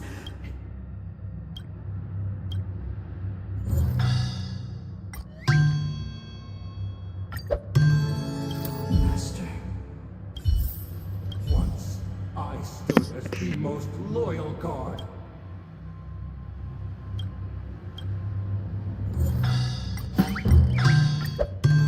My former master has You need to be calm to face problem. I'm going to turn all this to calm.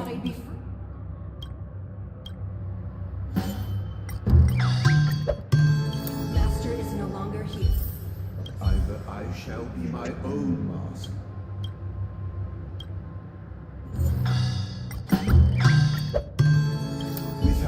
master. Thank you, dear outsider. Heed me, one and all. Your former mask cast aside the veils of hypocrisy. Get ready. Looks like another fight is about to begin. Ooh, another fight.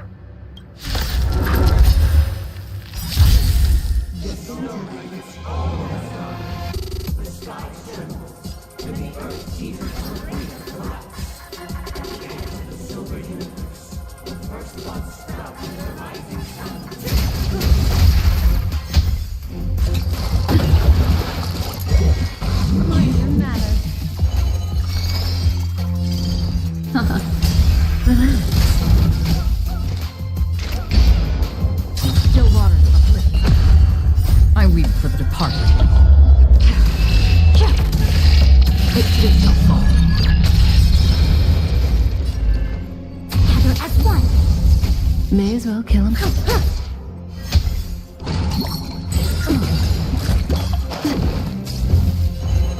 Ill fate is dead. Beneath the water lies an endless abyss. Good times. Time to say bye. Boom.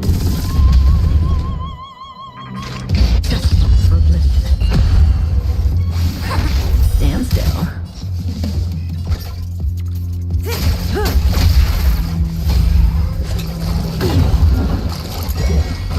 Yin and yang. What do you want to know? Relax. Free will, or was it I weep for the departed? I think these ads have an ability like Kafka. It too shall fall. Like, it can detonate dot on our character. Alas, they remain but slaves till the very end. Thus concludes the second act. Amidst an illusory harmony, land of the... This is how Penacony fell under the family's control. Since the arrival of the Harmony, the land of the... This guy really loves dramatic scenes.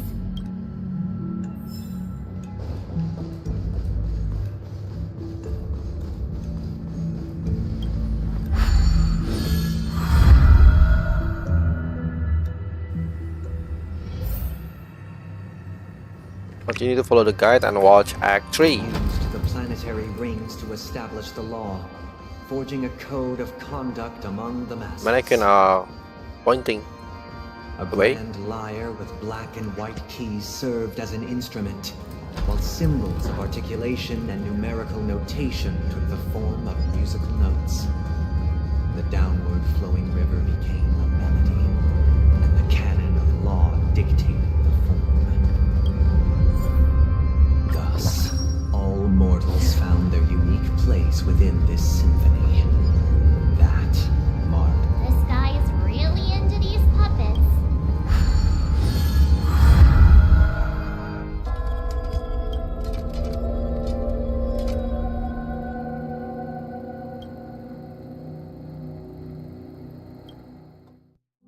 Oh, I get it now. The last scene is all about singing the praises of the Order.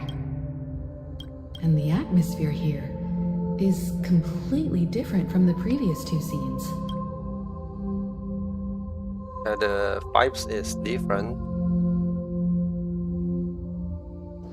This is the concluding act of this play. I have showcased the past and present of Penacony, hoping that my desire for change resonates within you.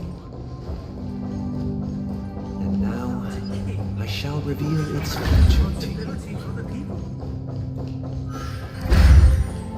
If the people lack foresight, we will make voices on their behalf. We shall support them, protect, and standing against the mighty.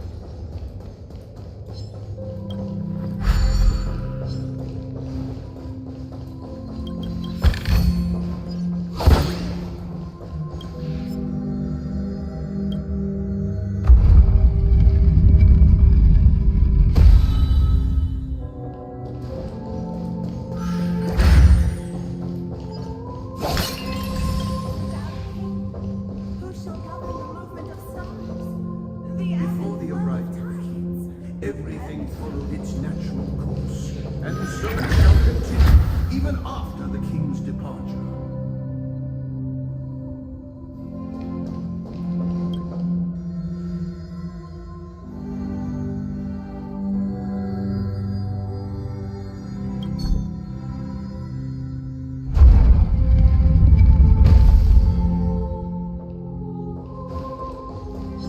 Stream 4.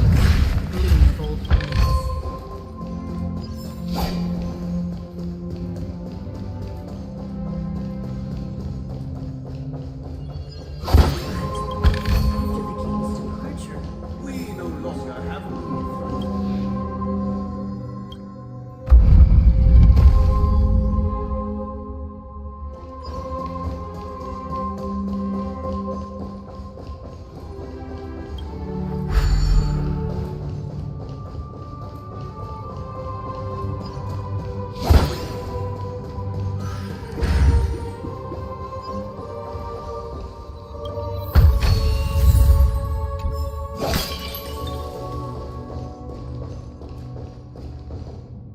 Hey, aren't we supposed to kick off a short story and have a fight here just like we did in the previous acts?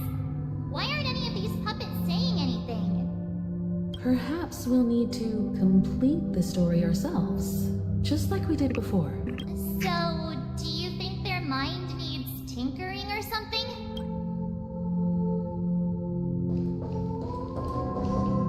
General.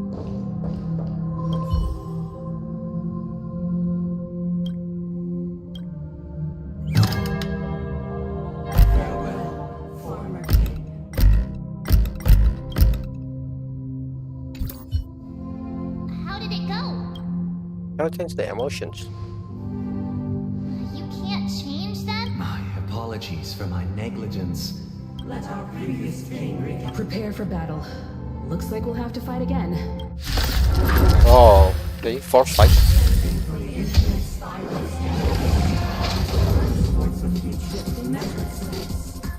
No need to remember or seek my existence. With the contours of my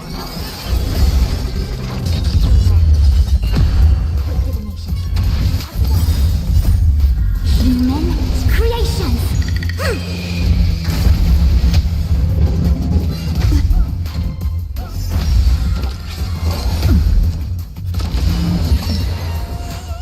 May as well kill them all.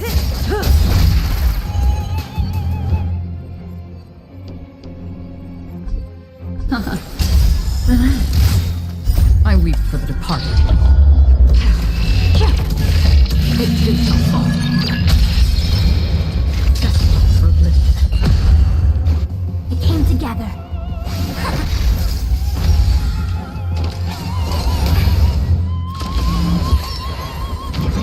Say bye to breathing. What? A new status ailment? Sleep? Wow.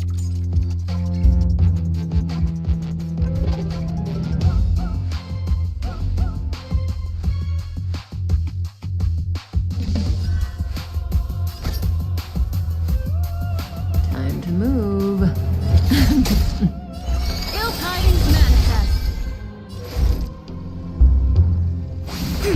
Stand still. Oh. May as well kill them all. Ill fate descends. Free will, or was it fate? From still waters of oblivion. I weep for the departed. It did not fall.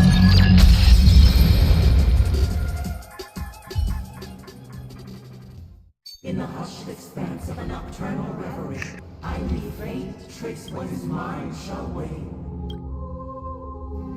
This is the final scene. It's much more straightforward. Let's go. Once this stage play concludes, it'll be time for the main event.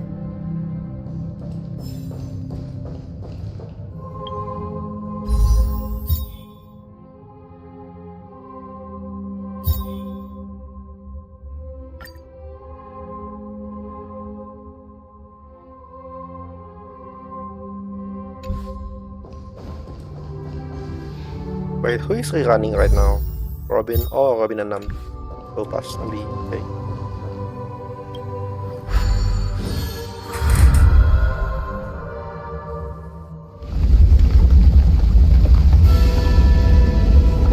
what is this?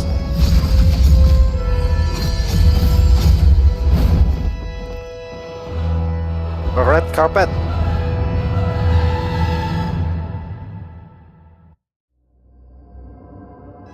They imbued the world with meaning, perfecting all things in the heavens and on earth. Then, they rested from the labors of creation.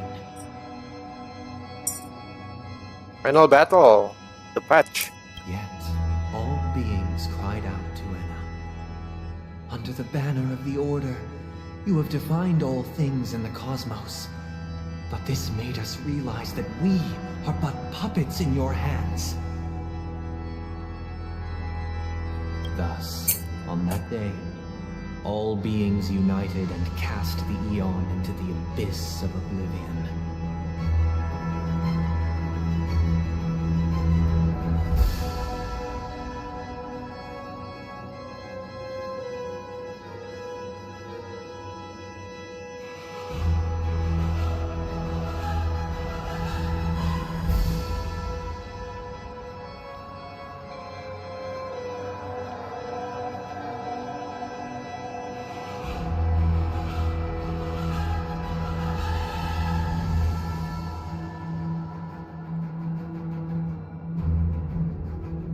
This Grand Theater looks totally different.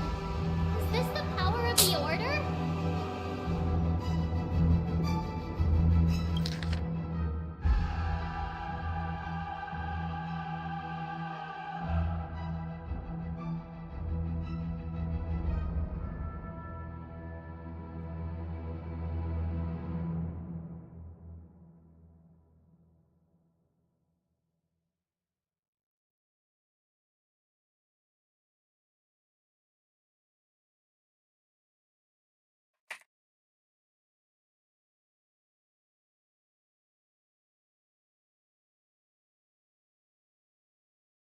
The immutable, the meaning of.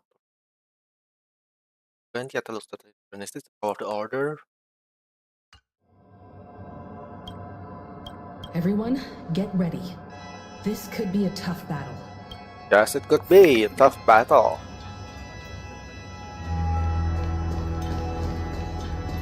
This place is cool though. The vibe is so majestic. That marked the seventh day. Cheers and chants reverberated in the sky. Whoa.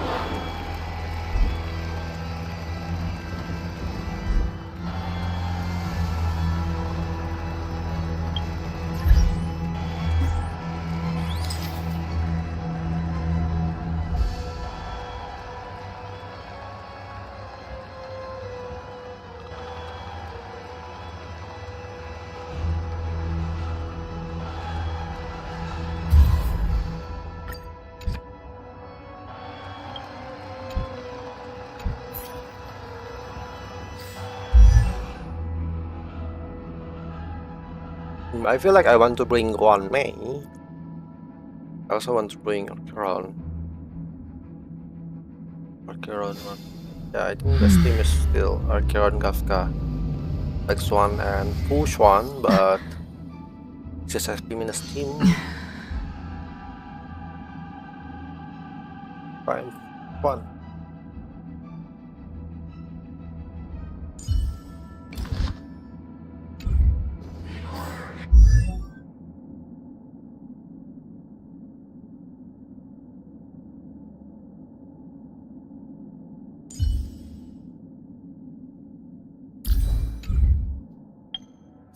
Yeah, okay, let's.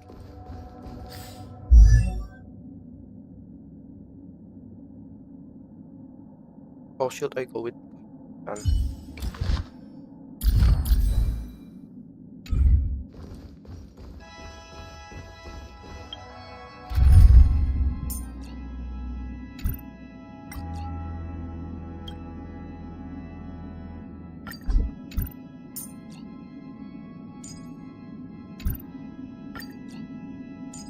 think I will bring Pella and not Silver Wolf. HP. Almost dead. I'll bring Black Swan. Then.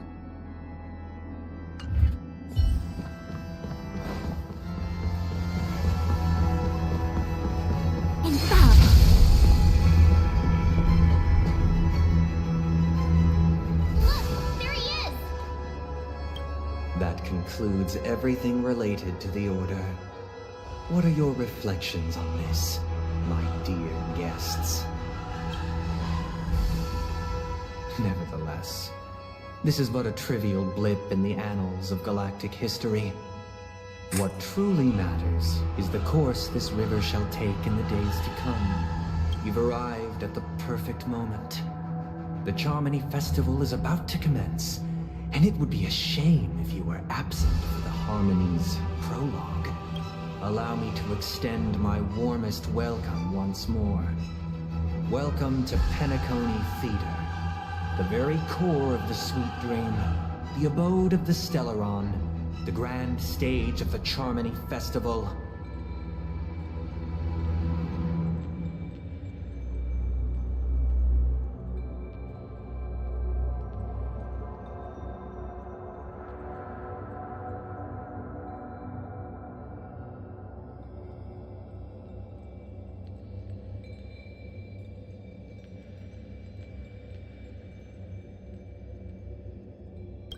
And the very place where the future of Penacony shall be determined through conflict.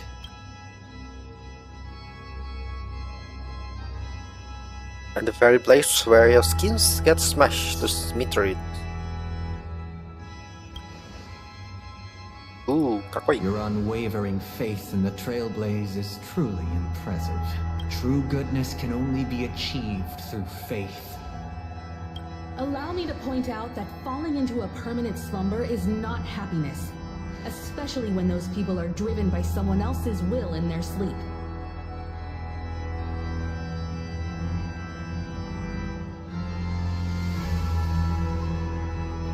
Do you still believe that the Order only seeks to control the universe as their puppet, Himiko? No matter how perfect your vision of paradise may be, a cage remains a cage. People will never achieve true happiness in a world like that. They would just be toys for the Eon. It seems you have misunderstood my intentions. Allow me to clarify. My desire is not to resurrect a fallen Eon, or become one myself. My sole objective is to create a paradise free from Eons, where the Order ensures the dignity and happiness of all humanity. A paradise exclusive to us human beings. That's not the case. If people are to live with dignity, there must be nothing and no one above them. In your so-called paradise, you would be the one reigning supreme. Looks like we won't be able to convince each other. Now that our conflict has been destined, let's unveil our paths and reveal to the universe the true path. However, before the prelude to the future begins, please take a moment to ponder the questions I've posed. Is darkness equal to daylight? Are sinners equal to the righteous? If you are born weak, which god should you turn to for solace? Okay, this is the last boss of this patch. Past, present, and eternal sorrow. I should bring fire into the fight.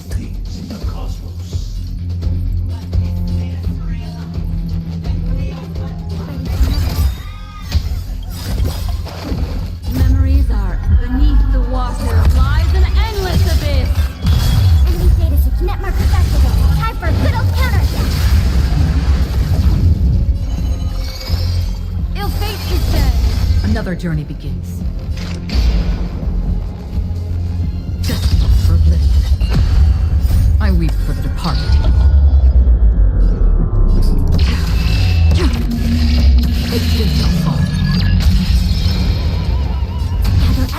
But good thing is they don't have shield on their HP.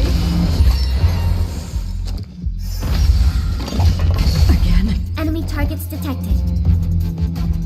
Let me try to get detected. Dun, dun, dun.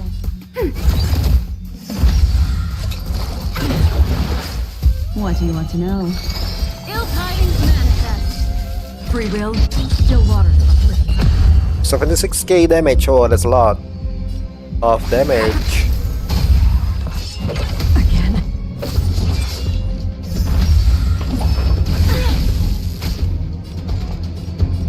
Ready for another? Destiny isn't chosen. Ill fate descends. Another journey begins. Destined for oblivion. We came together.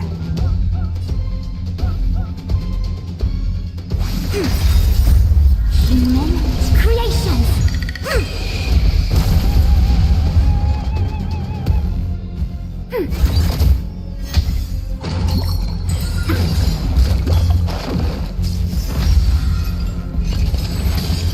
What do you want to know? Ill tidings manifest.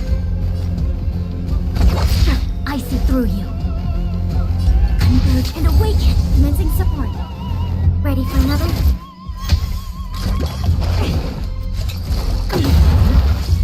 Oh, there's a lot of dot. Free will, or was it still water? Enemy data secure. Netmark accessible. Time for a good old counterattack. I weep for the departed. It too shall fall.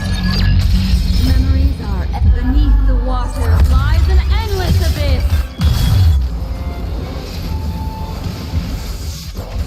Oh, is this ultimate? Wow.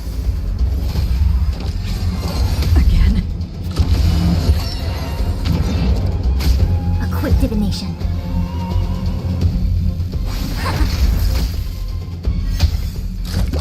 Mind your manners. What do you want to know? Ill fate descends. Another journey begins. Destined for oblivion.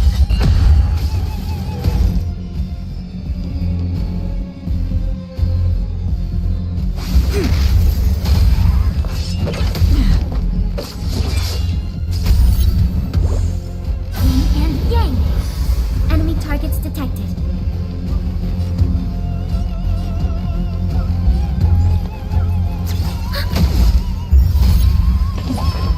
Familiar.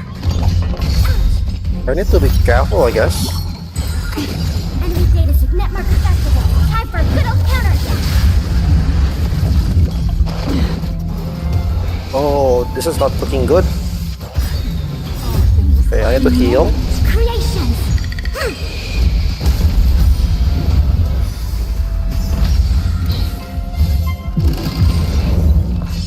Mind your manners.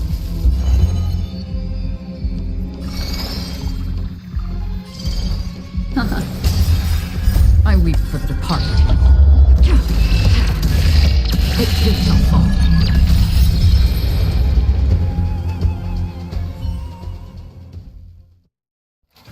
I already know. What's your this? Second phase? I now permit you to gaze into the sun. On these 107,336 stones, the almighty and powerful springs of harmony Are at my disposal. Supreme tutor, harmonious choir, Whoa. Dominicus. Whoa. Second phase.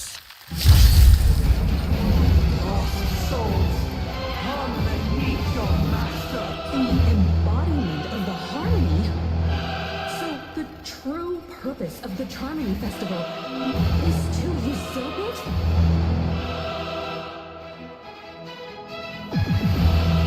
Enough. Again, ill tidings manifest. Memories are ever beneath the silent water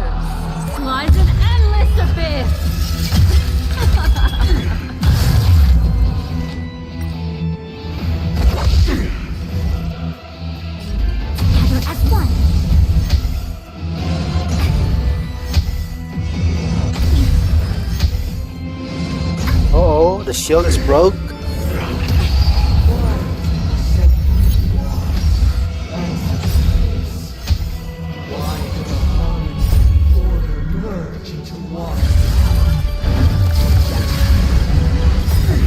I weep for the departed.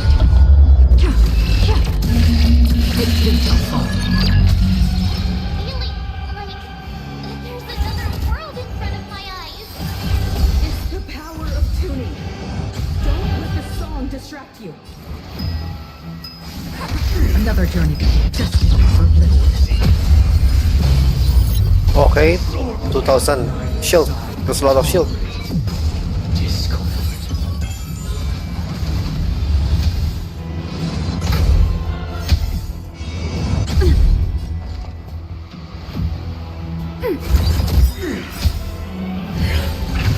Enemy data connect mark detectable. Time for a good old counter.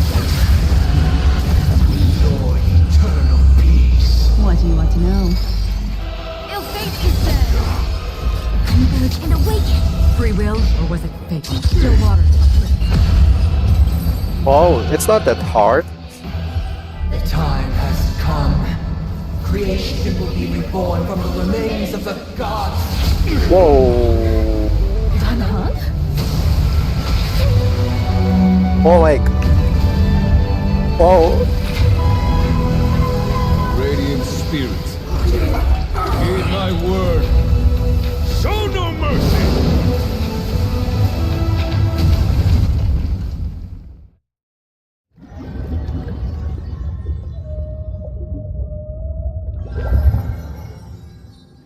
Wake up. Wake up.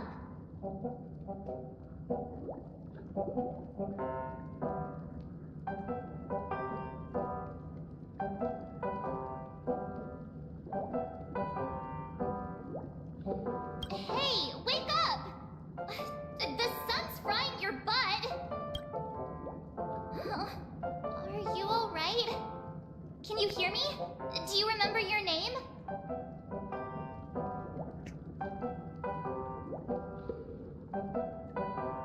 Why does the line so familiar? It does? Well, doesn't ring any bells to me.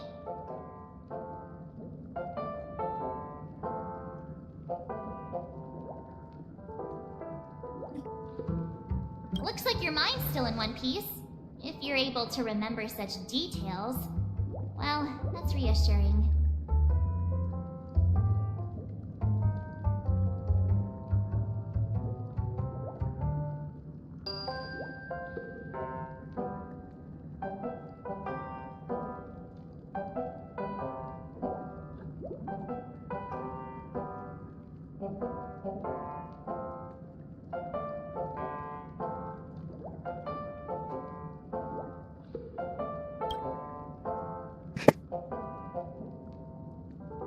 Are we in a dream or reality? I think it's reality. Simply put, Don Hum used the Jade Abacus of Allying Oath when we were in the middle of a fierce battle and summoned the general to help us just in time. And then we returned to reality. Look, this is your room. Everyone else has also returned from the dreamscape. Himeko and the rest are at the lobby discussing matters with the general. And now that you're awake, we should tell the crew that you're all right. Come with me. Not going to come chat with me, sleepyhead? That voice. Is that Black Swan? Multi layer toughness.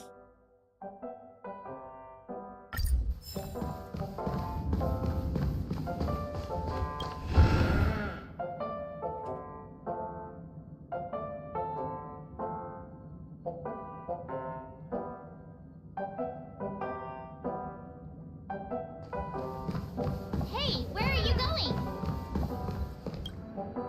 Hey, we meet again, sleepyhead. What's Miss Black Swan doing here? Nothing, Miss March. I noticed he was awake and wanted to check to see how he was doing. Though the strike from the general was timely, its destruction was also immense. When emanators collide, ordinary people inevitably suffer. But, luckily for them, the dreamscape is my home turf. Thankfully, I managed to get everyone out before the harmonious choir collapsed. Oh, so we are in the real life. Good morning, Greg. Thank you for coming.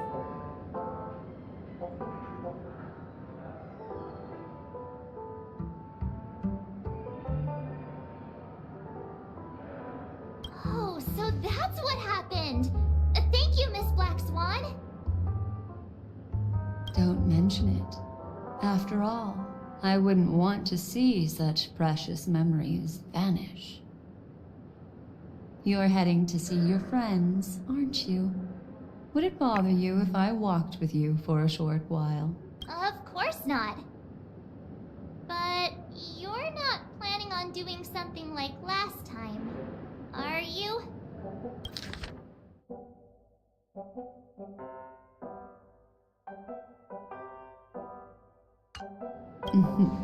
Why would you think that? I've never harbored any ill intentions.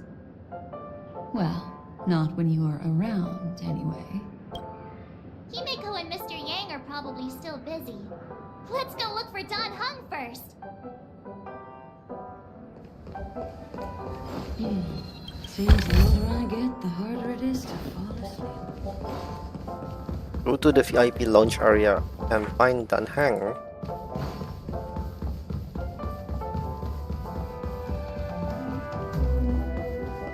Look, he's still talking to that cowboy.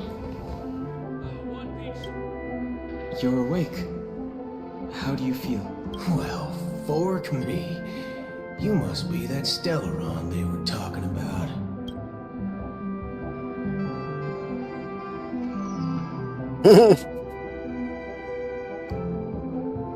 Allow me to introduce him to you. This is Boot Hill, a Galaxy Ranger. During our pursuit of a certain person, we crossed paths and just so happened to uncover a shocking plot being concocted by Mr. Sunday. Which is why we sought you out, to help the Astral Express save the world together. No need for thanks. The Galaxy Ranger's principle is correct every injustice one sees. That's how you lot in the Xianzhou put it, right, Don Hung? More or less. Wait, hold on a sec. This is the first time I'm hearing about this certain person. Who are you chasing? And why would that lead you to the Express? This Boot Hill Galaxy Ranger doing our push-ups. Okay.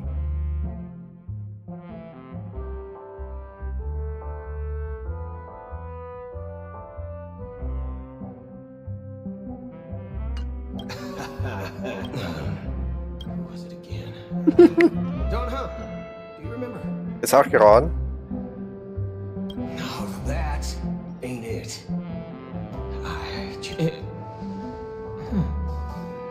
I can't seem to remember either. What's going on? Did they lose their memories or something? Forget about it. If it slipped all our minds, reckon that person was just a minor scoundrel. Yes, when the dust settles, everyone let's hurry up and look for Miss Himiko, shall we? He's now a minor star on Penacony. You're right.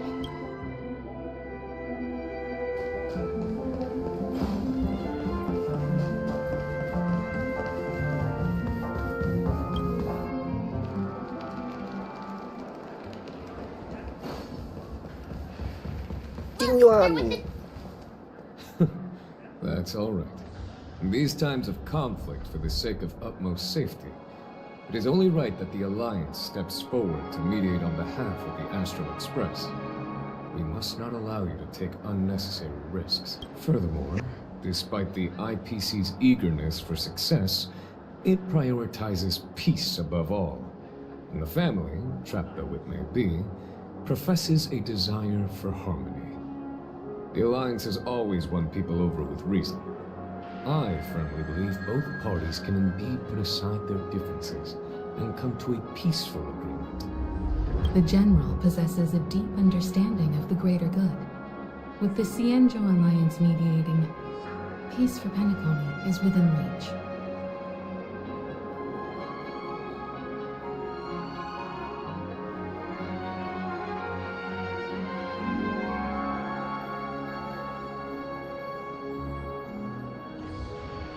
You flatter me. But ultimately, it's been all down to the Express. Without your efforts, this sweet dream paradise would have been claimed by the last remnants of order before there was even a shot at peace.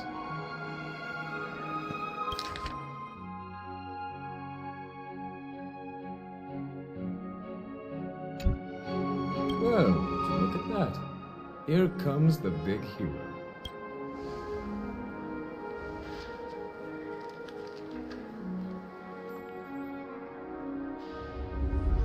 There's nothing really.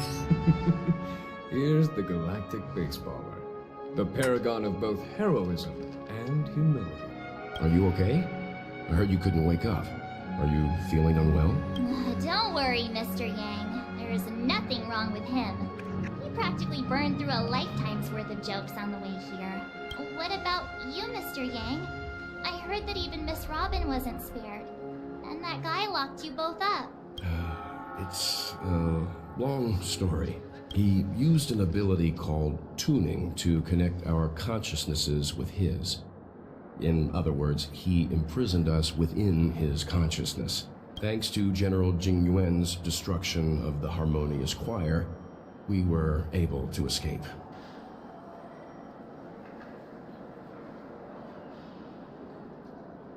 He used that tuning on us too. Does that mean that we were almost imprisoned as well? I can confidently say now, he was truly after a fair fight with us. Had he wanted, he could have easily taken us down, without so much as lifting a finger. Speaking of the Oak family head, where is he now?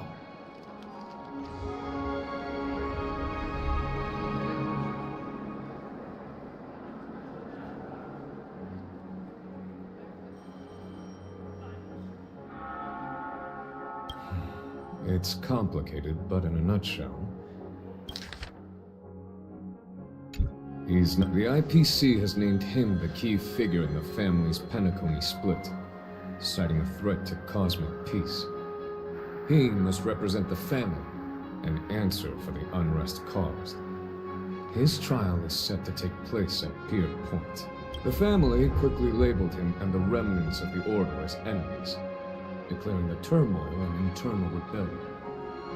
This move effectively barred the IPC from intervening in family affairs on both moral and rational grounds.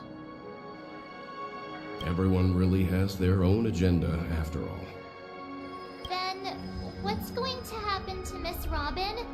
She and Sunday won't be able to deny their involvement in the Charmony Festival. They're siblings, after all.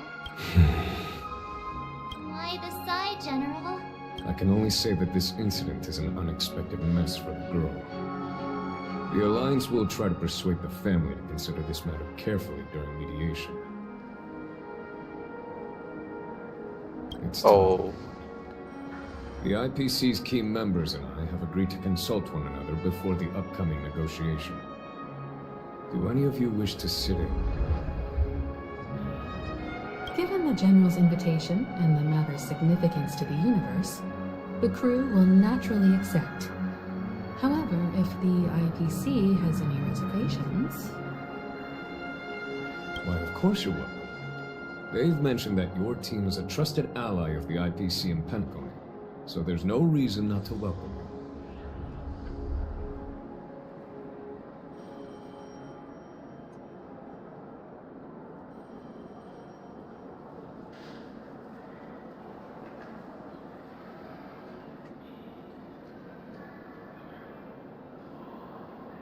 Besides, if there can be reliable observers from the Astral Express present, discussions will go more smoothly. So, what do you all think? Well then, we shall oblige. I'm kind of allergic to those types of situations. I think I'll just head back to my room and start packing. Not to worry. Himiko and I will take care of things. I'm afraid I'll also have to return to the express first. The conductor is worried about us. It's best I go and explain the situation. Thank you. What about you? Hmm? Will you join Welt and me? Or have you got other plans? Himeko and Welt is going to the IPC, I think. Interrogate. Yeah, to interrogate Sunday. Marcy is going back to her room, and Dan Hang is going back to the express to meet Pom Pom.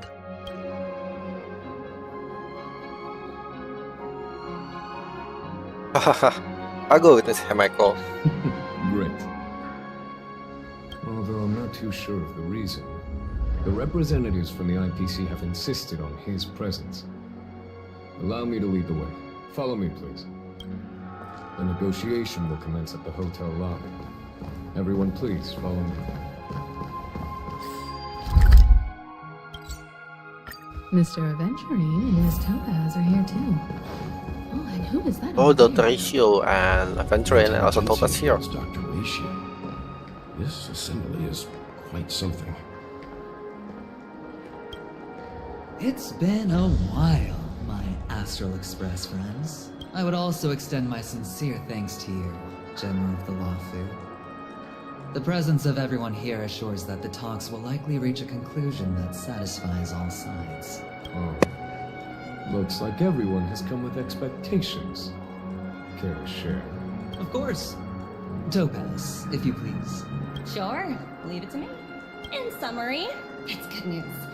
After much deliberation from the Strategic Investment Department's Council, the absolute majority of members have agreed to the following resolutions.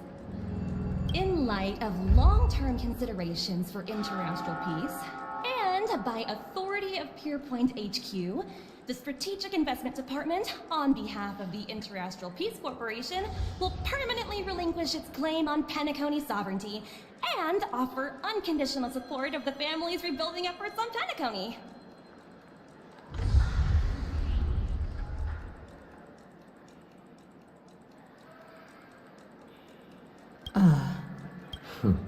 Now that's something.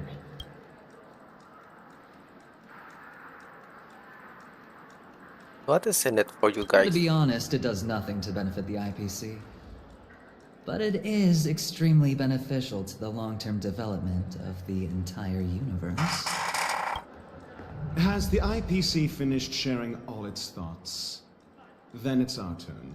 The Guild, much like the Genius Society, has taken a keen interest in the recent calamity in Penacony. Ultimately, both parties have agreed to a comprehensive collaboration, offering technical support for the reconstruction of Penacony.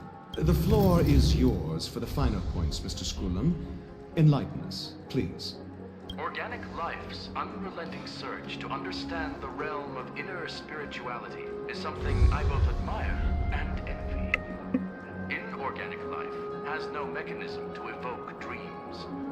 But when my mechanical impulses are activated, my inspiration circuits will start to operate, and I will enter a state defined as imagination. Every time, within the realm of imagination, there emerges a fire from the shadows. It is warm, bright. I frequently ponder this flame might represent the essence of intelligence. A cluster of inspiration ignited by high temperatures. The future direction of the universe may well lie within it. Alas, they are nothing but projections of my thought system to me. Desired, but unattainable. But after learning of Penacony's accomplishments, I have come to realize that the flame is not beyond my grasp.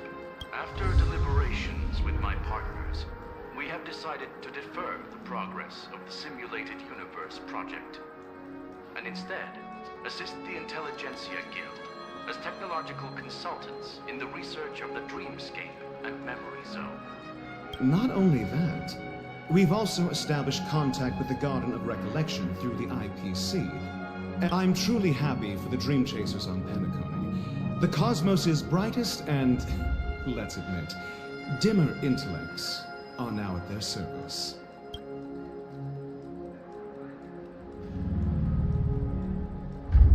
But, never mind. At the end of the day, this is a positive outcome. No wonder everyone insisted that he be there. It heartens me to learn that everyone is willing to put aside their differences for Penacony's plight. I trust that everyone will surely reach consensus in the upcoming negotiations. Looks like Penacony's future is decided. I'm wondering, is there anything else the crew is concerned about? Peace is our greatest wish. Beyond that, we desire nothing else. Well, that's good. Now that everyone's minds are at ease, I shall take my leave. You may now depart with peace of mind. The Alliance will deal with all subsequent procedures. If that's the case, it appears that we have nothing else to worry about on... Sounds good to me. You two head back to the Express first. I'll pick up March and deal with the checkout procedure. Oh, also, Miss Black Swan, you have a matter to discuss with me, yes? Okay, let's go for Penacony, I think. You've been with us this whole time, huh? In any case, he and I will be waiting for you in March on the Express. Let's go. Our time on Penacony has come to a fruitful end. Penacony's journey ends here. I guess it was pretty fruitful.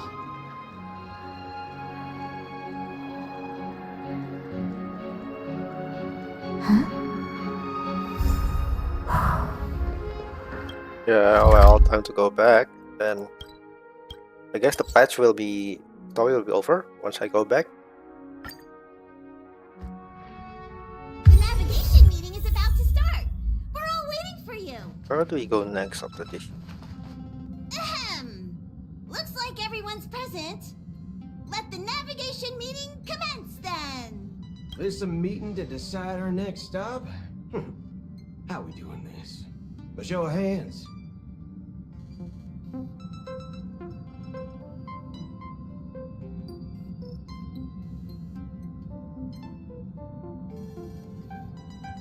Hold your horses, cowboy. It's for those to decide.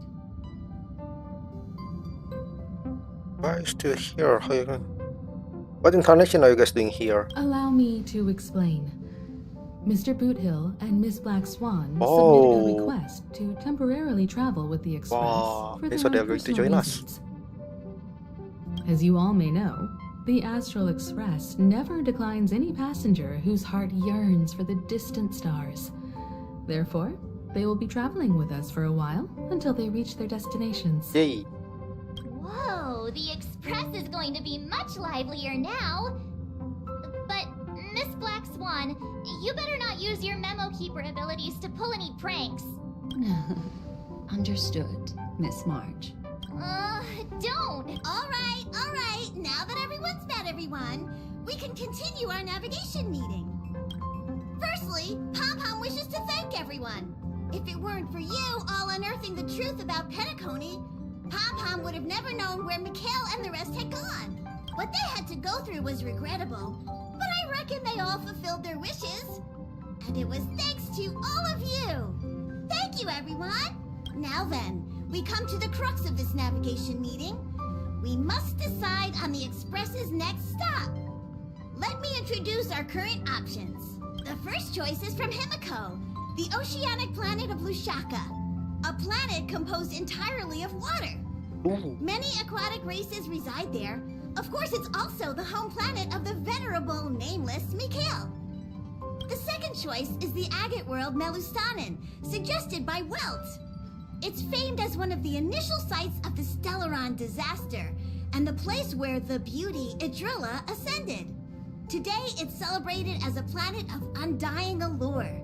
The third choice is Edostar, A planet nestled within a vast ion storm region, currently under assault by the Antimatter Legion. However, the distress signals from there have recently ceased, prompting the IPC's wish for us to check in on the situation. The last choice, courtesy of Black Swan, is the glass belt Petravia, a massive belt of asteroids that was turned to glass by the Lord Ravager Zephyro. These days, it's apparently known to house one of the branches of the Morning Actors Troupe. Ooh, so many options. I'm seeing stars already. Next up, everyone will select the destination that they wish to visit, and then we'll put it to a vote. Oceanic planet sounds fun. But the other tower, that one. No. I think I'll vote for Oceanic Little planet. Misha and old Mikhail's homeland. Having been through so much in Penacony, as an Count me in. Still, I imagine that planet must have changed entirely after the Stellaron disaster. I'm not against Miss Himiko's choice, but... March is right. Though the fact that the distress signals have ceased means we're probably too late. 3 votes for Lushak. Looks like we have a winner! Then this navigation meeting is adjourned. I'll go check the warp jump coordinates. When it's time to make the jump, pop! There's still some time before the jump. What should I do? How about it?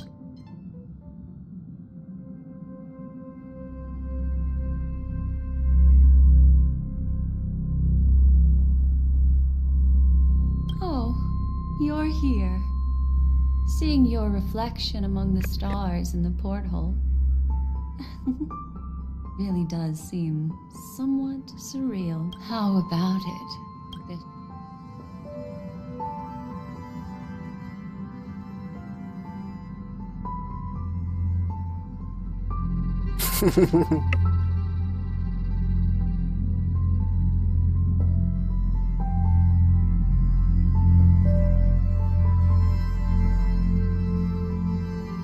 Was right, it's just so big. Keep it coming.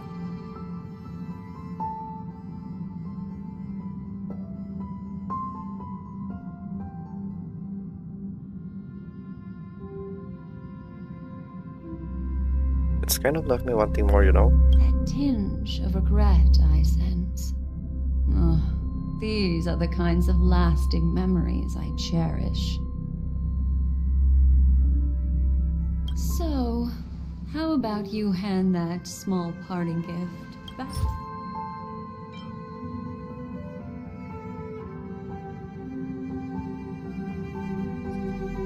Zero Arcana. This is like a tarot card, right? The Fool. Oh?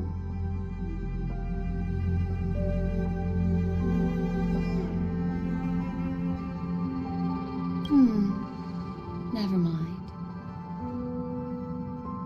I just stumbled upon a particularly fascinating spot in your memory. Before I explain, I would like to apologize to you.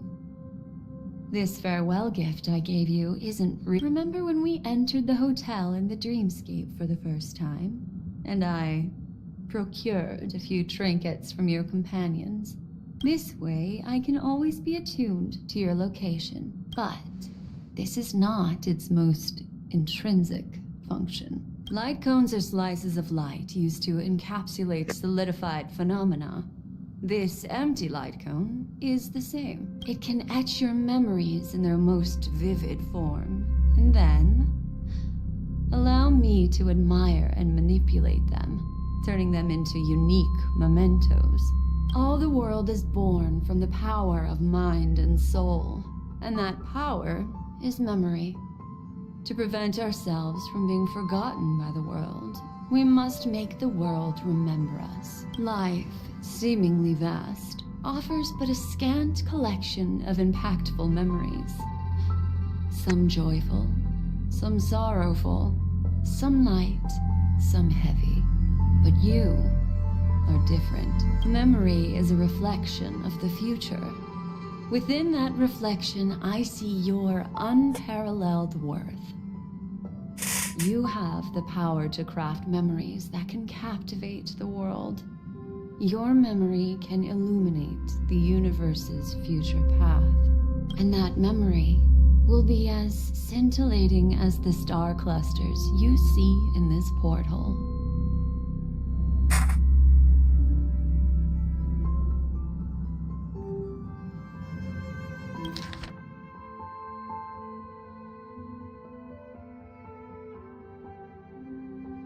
All the world is born from the power of mind and soul, and that power is memory.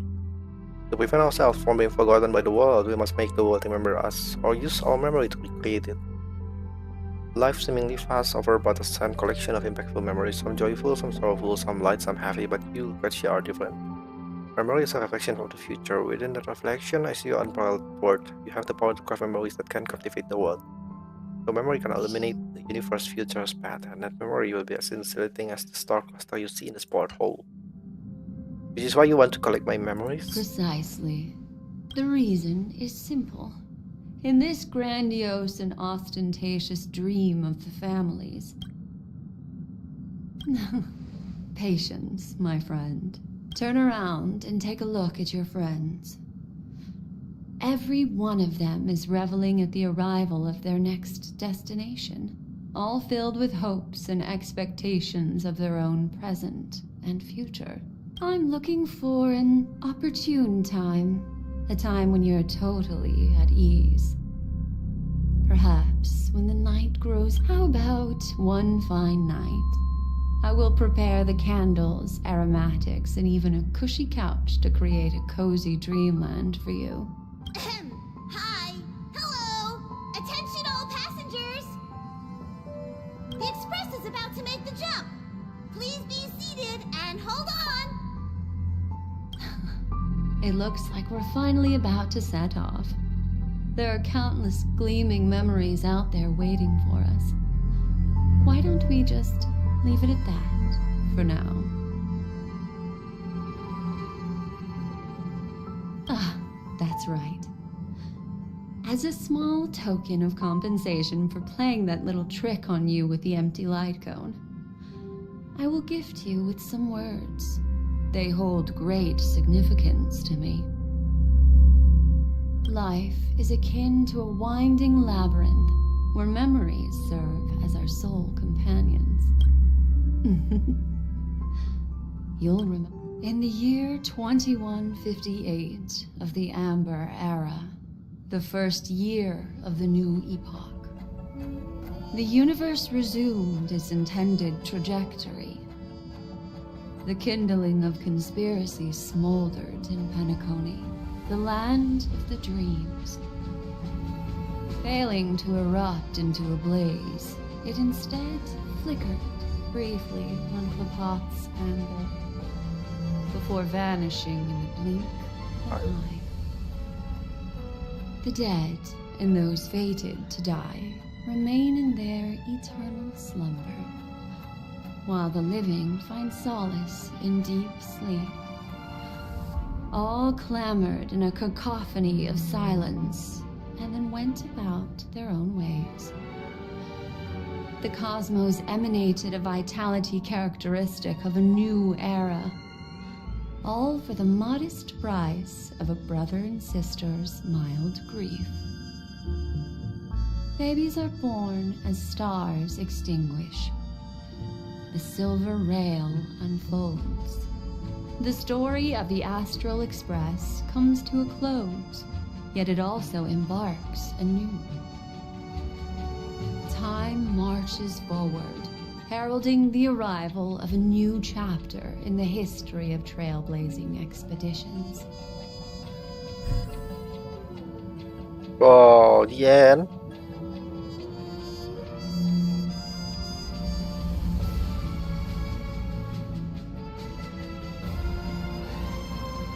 Roll credit.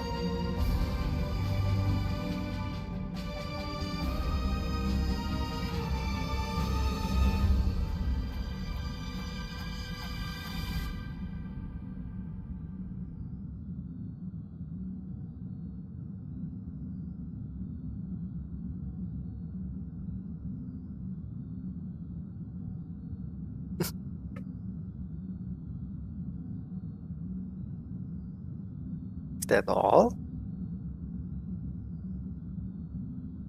Hey, this journey led us starward. Countless shooting stars streak the sky tonight.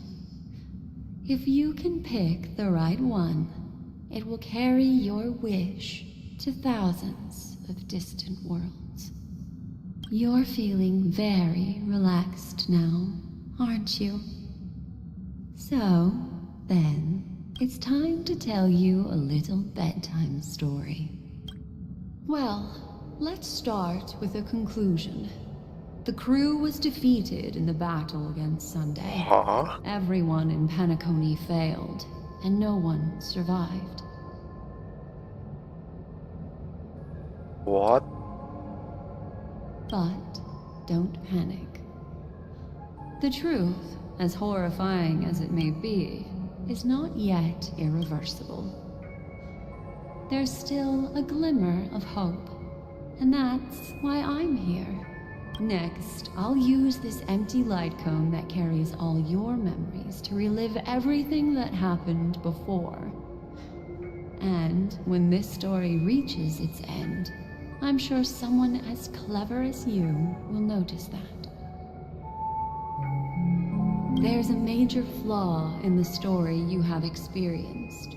Yet, within that flaw lies a glimmer of hope.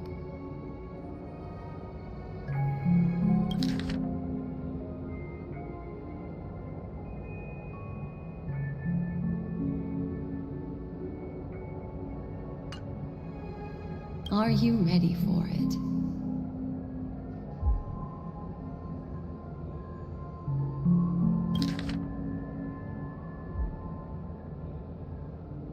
So we are not done?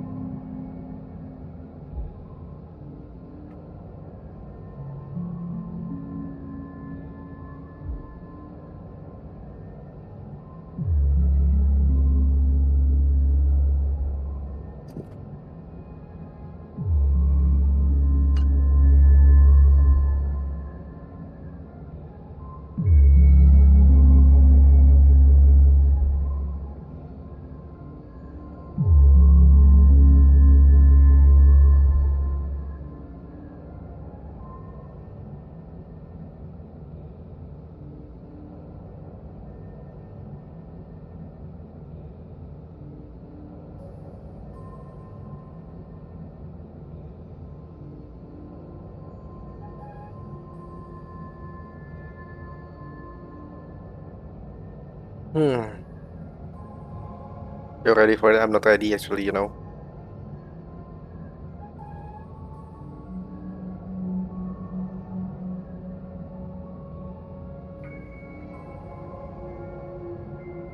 Do you remember everything? When the clock turned back, the Express started a warp jump, sending you to a strange dream.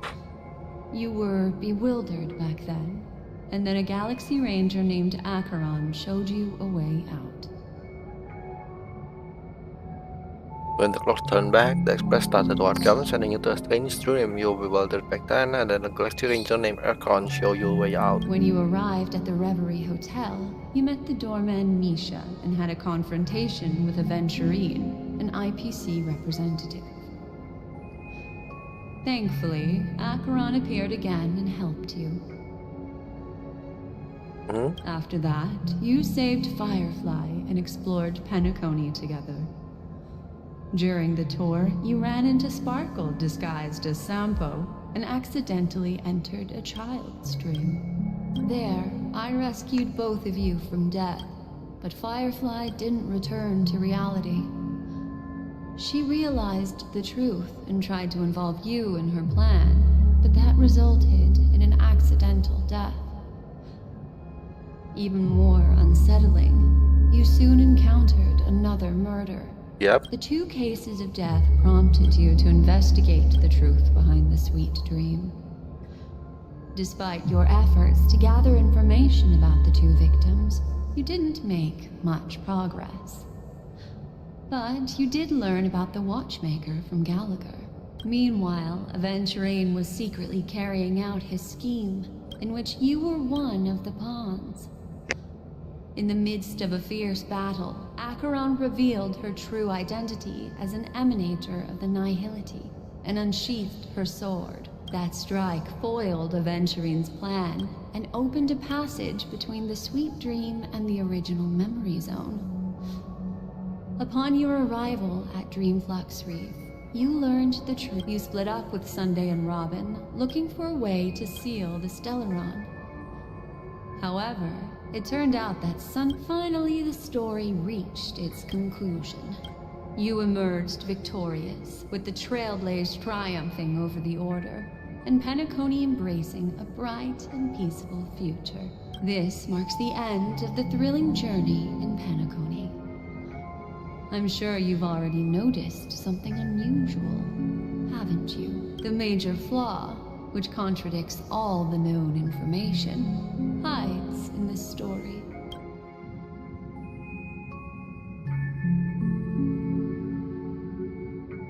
The major flaw which contradicts all the non-information.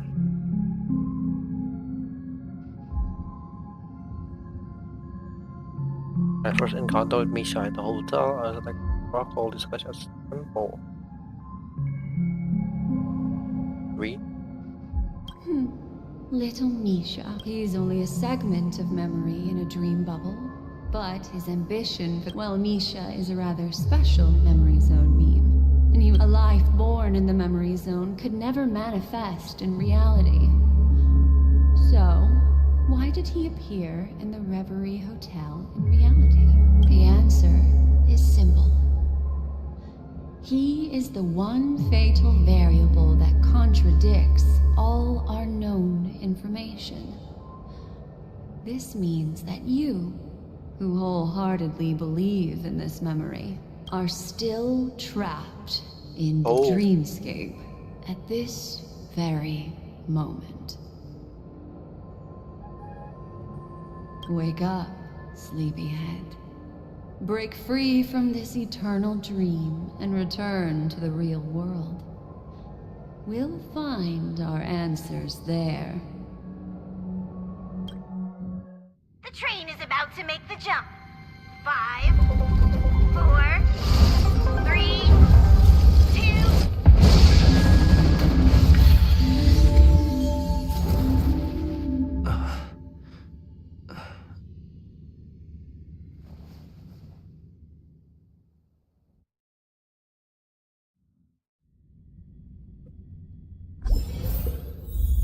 This way, darling.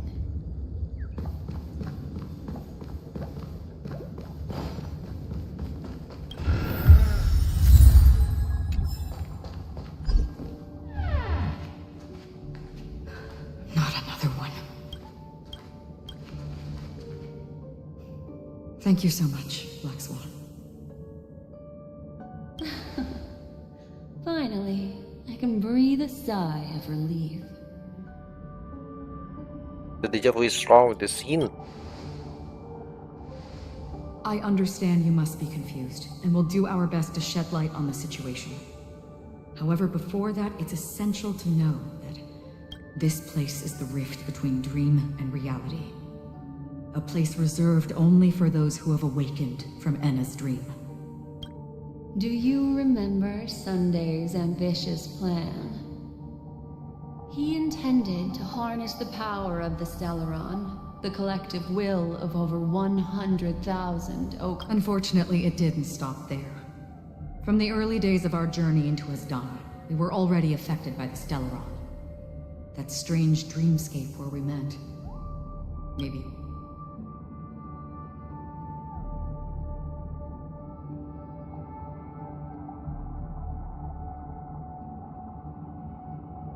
I don't think the goal of the Order was to put everyone into a deep sleep. Quite. And that included a lot of memoria from the Beyond the Skyquire. As time came and went, the dreams eventually became indistinguishable from reality, and reality became an illusion. People think they are awake, but their spirits have long since stepped into the Temple of Order. This is what makes Anna's dream so powerful. In this paradise governed by the Order, I believe what you experienced in the sweet dream, except for that flaw, was real. Only in this way could you reach the destination, lifting the crisis in Penacony and embarking on your next trailblazing expedition.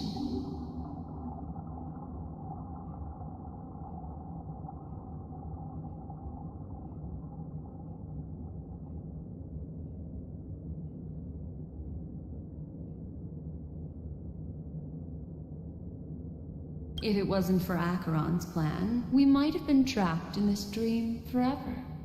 Fortunately, while the path of the Order governs all things, it can't affect the Nihility.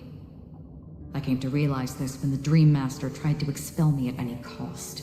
This is also why you felt a sense of peculiarity when traveling with her.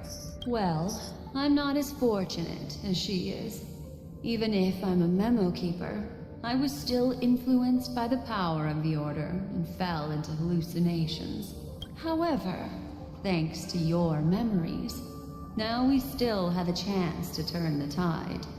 For mortals, even if they possess the great power of a path, they can't create a flawless world like gods do.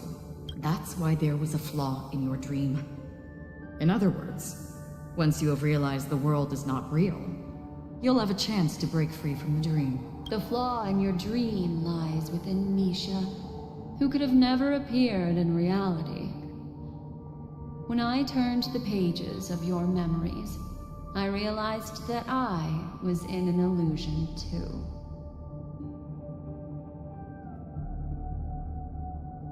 Now Sunday has usurped the power of the Harmonious Choir through the Charmony Festival. Asdana has thus fallen into Anna's dream, transforming everyone equally into the notes of the Aeon. Failure doesn't mean weakness. Only the strong can gather the will to resist the... We still have a chance, though. All right, please come with me. These people are... They're the ones who accept Anna's dream.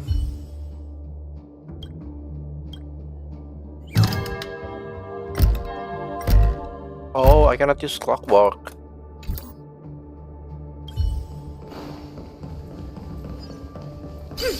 Clockwork is not working anymore. Cause Misha is not real, friendly.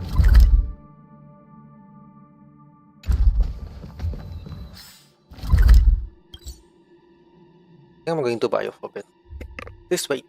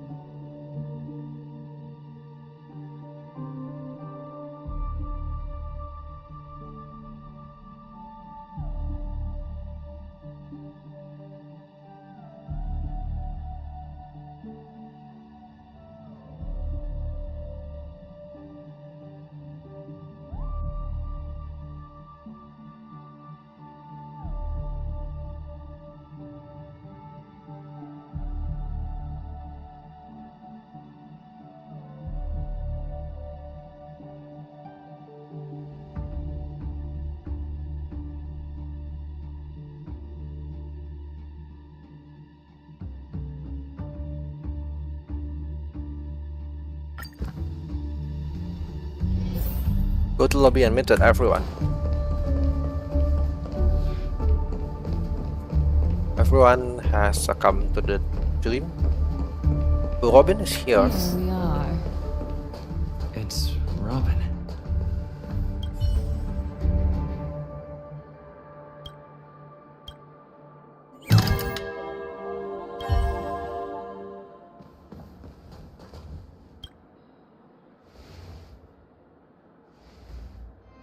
Finally, you've arrived.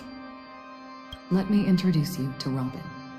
She woke up from Anna's dream by her own will, and it's this tough lady who led us here with her song. I woke up for the same reason as all of you. In the dream, I experienced something that could never occur in reality. Are we going to lock it up in a cage? I want to see it fly freely in the sky. Without us, this bird would be too fragile to survive on it. No, but... Then let's take care of it together until it can return to the sky. Huh? Birds have wings because they're meant to fly. Birds belonged. The illusion was so impossibly blissful that I realized it was just a dream. And this is our final hope. Anna's dream is founded upon the harmonious choir. Namely, everyone's shared wishes. It will only materialize once the aspirations of all beings in Penacony merge as one. At present, it has become impervious due to people's desire to remain slumbering within the dream. And in order to destroy it, we must make everyone in Penacony want to wake up. Now comes We the need to wake tricky everyone up. part. How do we do it?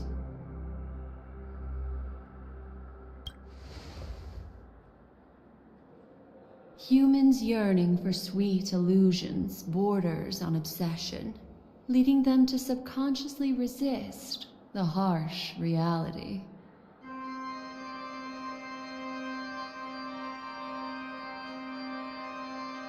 Therefore, I carefully selected a moment where he was completely unguarded, guiding him to uncover the truth himself to make him regain.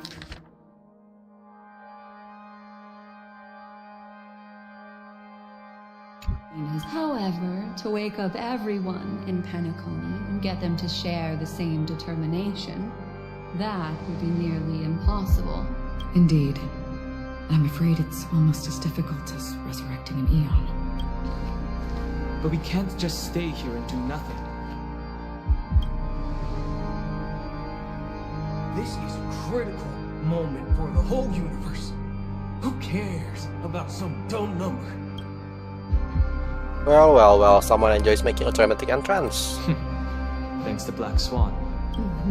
You're welcome. And thanks to the memo keepers in Penacony, too. I believe your partners have also awakened from their dreams. This is the first step of our plan. With the assistance from the Garden of Recollection, those who possess a strong will, like you, will gradually awaken from the dream. However, awakening a mere handful of individuals is insignificant compared to the vast number of people immersed in the dream. If breaking through from the inside proves challenging, we can seek assistance from the outside. Asdana is a galaxy known for its abundant memoria and the remarkable phenomenon known as synesthesia dreamscape. When people first enter this place, at this very moment, there is only one dream encompassing the entire Asdana system. So, you mean, if we can attract a large number of outsiders to this system... However, those outsiders might also succumb to the dream and become the foundation of the... Looks like the Jadab Kiss of Allying Oath will be the only solution. No need for that. Keep your once-in-a-lifetime treasure. We don't need to bother the Cienjo Alliance for such a tiny request. You want thousands of people with unwavering free will? That's easy. Just leave it to us Galaxy Rangers. You can gather Galaxy Rangers? Outsiders may see Galaxy Rangers as elusive, disconnected individuals, and actually, That's why we have a tacit understanding among us. Do you know what it is, Acheron? Is that a bullet? It's the relic I returned to you. Oh, relic. Exactly.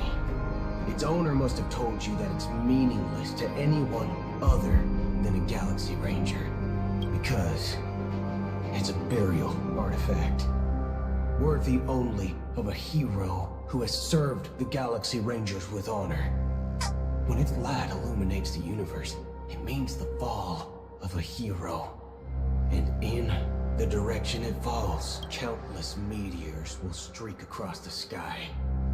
Those meteors are Galaxy Rangers, coming from all corners of the cosmos, driven by a shared purpose, without questioning the cause or counting the cost, because we abide by a common principle. The shooting stars of the hunt only descend on the longest night, and with them comes the dawn. We've stayed silent for far too long. Now, it's time to remind all the cowards, oppressors, and villains of the universe of our presence. I'll be the one to ignite the...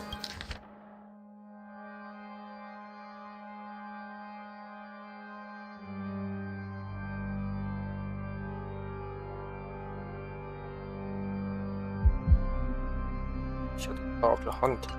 Once the dreamscape is swayed, I'll complete the second step. I'll fine-tune the slumbering souls with the Song of the Harmony, interrupting them with the discord of Trailblaze, and guiding them towards reality. It's true that some people are born strong, and others are born weak. If the Trailblaze is the target of heroes, then the Harmony will guarantee that the spare path of happiness should be forged by themselves. I may not be a nameless. I'm willing to instill courage in all those who need it. This includes my brother as well. And his dream is too cruel for him and everyone else. Your plan sounds well conceived, but still, it appears somewhat idealistic and romantic. I agree with you, Black Swan. That's why the most critical aspect of this plan is not to convince everyone to choose the right path, but to inspire them to save themselves. So, you're the key in the end, I assume? The Harmonious Choir possesses the power of an emanator. To overcome it, you'll need the same level of power. The final step in destroying the sweet dream will be my responsibility. That's a relief to hear.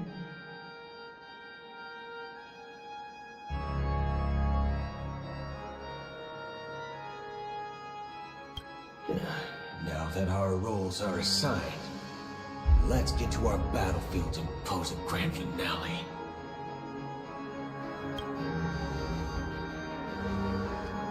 May I have a moment alone with you? There's one more thing I need to explain to you. This grand festival is drawing to its close. This is the starting point for the ultimate stage of our journey.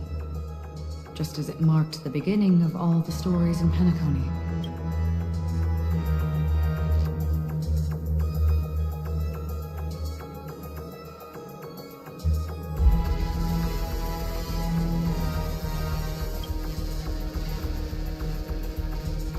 Indeed, she was the first to discover the world beyond the shores of death. And there's something you should know.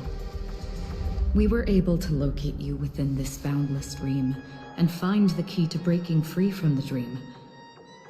All because of one person's unwavering dedication. Firefly. She awakened from the dream ahead of others, discovered the Express amidst the stars, and brought us valuable information about the remnants of the Order. She may have been aided by the script, and it came at a cost. As you know, Firefly is a stowaway who entered the dreamscape in a different way from ours. Without the dream pool in the hotel or assistance from the family, She can only awaken from this dream in one way. A real death. We mustn't fail her determination. I'm not implying that we must win this fight no matter what, but our resolve should match that of that courageous lady. Are you ready?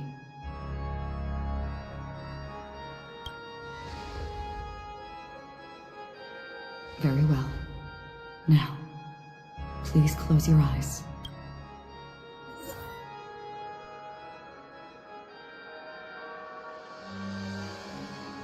Oh, this is the true final boss battle.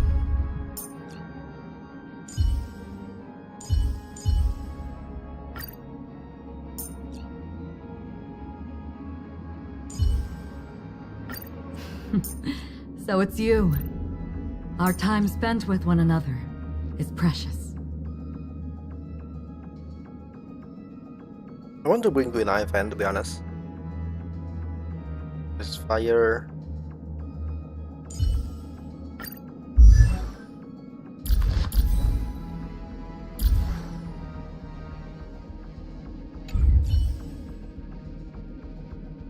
Did you check out my latest live stream?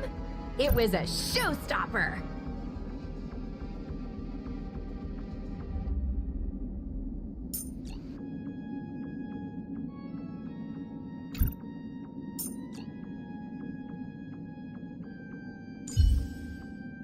Rest assured, dear.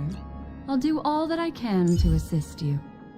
Did you check out my latest live stream? It was a showstopper!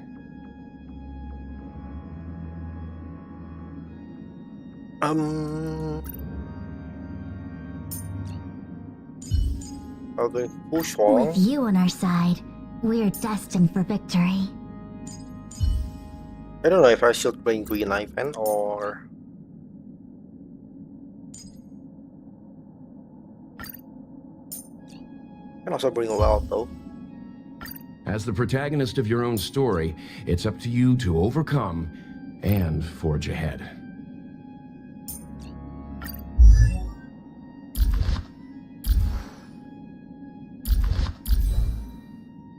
Dracula, I will bring Welt.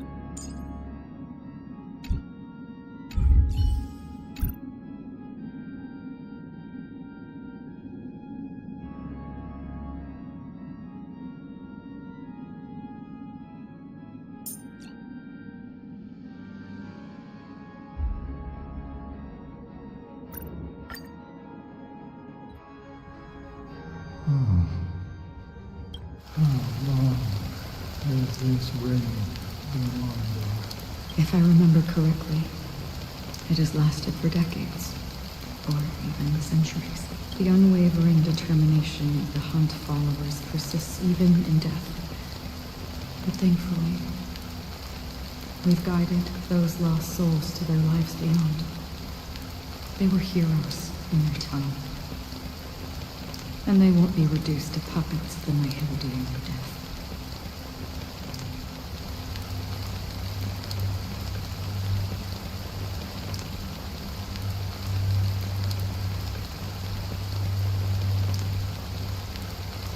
You see, the shadows on the sea have vanished.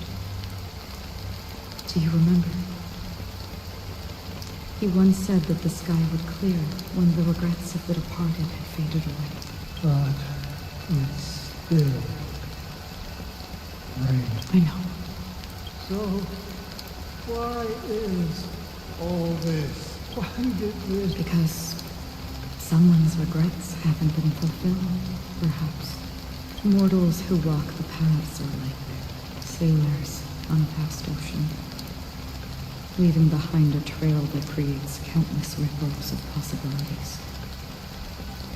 These ripples last longer than fleeting lifetimes of heats, and for some, their presence leaves such a strong mark that it's reflected in the waves.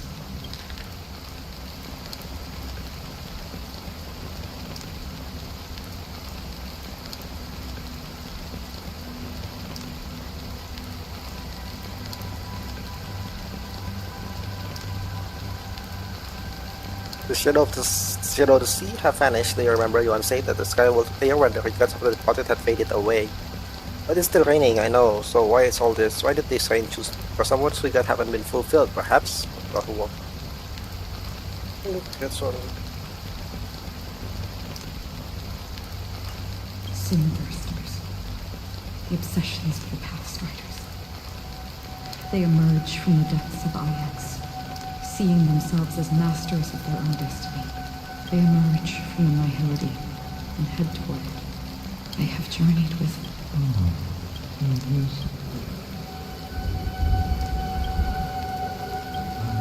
Yes. This is my duty as Acheron the Watcher. I'm guarding the path to the abyss of the nihility, guiding every soul reluctant to become one with it. Back to this side.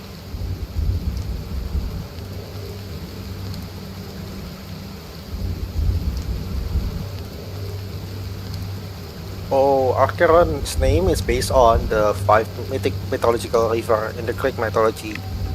But if this is what the departed ones expected, should you try to change it? I don't know.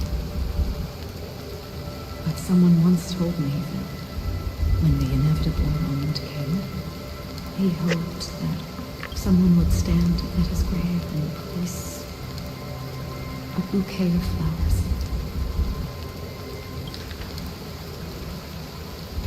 Even if it doesn't make sense at all. Some tasks have to be done, even if they are pointless. I have experienced that much already. Please extend your hand, and then close your eyes. I'll carry your wish with me and fulfill it. Only then will I be able to put an end to the final regret by the Dead Sea. Do I see them again? Yes, that is certain, because it was you who told me about the Express, your 2 former companions. The expedition cut short by the storm, your narrow escape from death, and your encounter with the Galaxy Rangers. So this grandpa is one of the nameless. He was one of the Isha's friend. And Pentagon. Yeah. For countless times, but I knew that my companion was still there to play. Oh, I You see. take my hand and come with me. We will leave this place. You'll embark on a long, long journey, shrouded in darkness. But fear not, as a touch of red will be awaiting you at the end of the path. That's the color of existence. Follow it, and it'll guide you and illuminate the way out. Thank you. May death be the end of your boundless dream, guiding you back to the waking world. I got chill. Welcome to the horizon of existence. This place is one of the thousands of manifestations belonging to the sleeping and shapeless. Let's bid our final farewells here. May your firefly want to Acheron.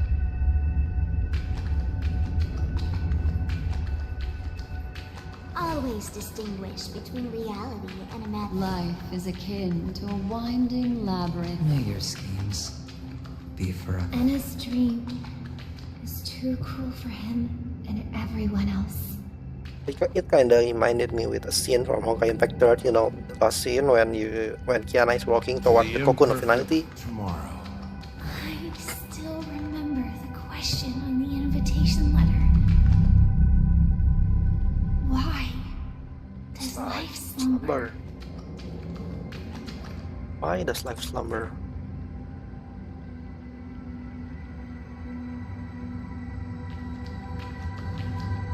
Why does life slumber? We don't know the answer yet, but we're about to awaken from this dream.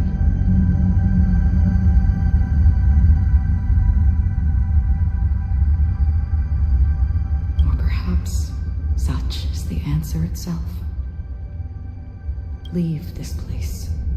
Return to where you belong, and awaken Penacony from this dream.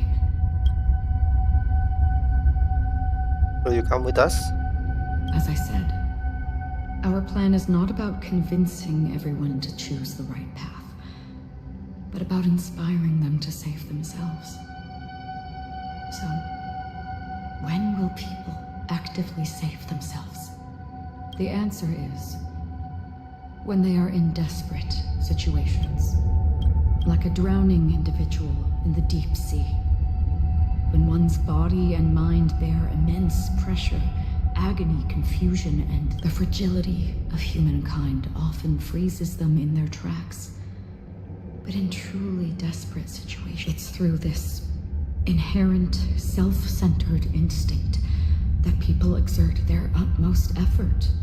As for now, it is time to guide them, not as a savior, but as a nameless among those mortals. In this way, you will reunite in the warmth of the sunlight.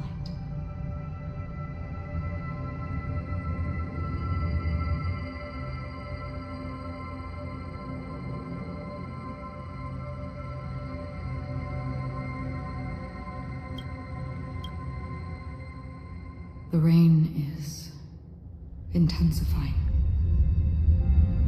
Before we part ways, please allow me to ask a few final questions. So far, you have forged unbreakable bonds with numerous individuals and entities in the sweet dream. Might I ask if you fear severing these bonds with your own hands?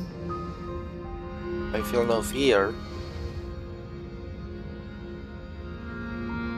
If there is a vast, lifelike dreamland that is virtually indistinguishable from reality, a realm without death, where everyone can attain the happiness and fulfillment they deserve, living blissfully ever after, I would ask, would you wish to stay? I will never ever want to live in a dream. Yes. Imagine if this splendid dream were fated to fall apart. Friends, family, strangers, followed by the gentle breeze, soaring birds, the stars, and ultimately yourself. Everyone, and every face they remember. The joy and the heartaches, the vows sealed and those left hanging. All will inevitably march towards a predetermined ending. If you had grasped the journey's finale right from its inception, I would ask, would you still embark on this journey? I will blaze a trail without hesitation. I'm glad. The answer itself doesn't matter. What matters is that you've made a decision. Listen, touch, and ponder. And therein lies the sensation. Cherish it, because that's what makes us exist. Such is the only answer humans can offer when facing the nihility. If the nihility represents the primal fear of life, rendering any lofty convictions insignificant under their imposing shadow, then behind this shadow, there must exist the most fervent source of light in the world. Just as every life that edges closer to death fervently approaches the end of the nihility, we must pursue that primordial light. Exist in the nihility. This task is so overwhelming. Nevertheless, some, even if it's a meaningless task. It may not belong to me. In that case, please, tell me more. Perhaps my existence will vanish in the next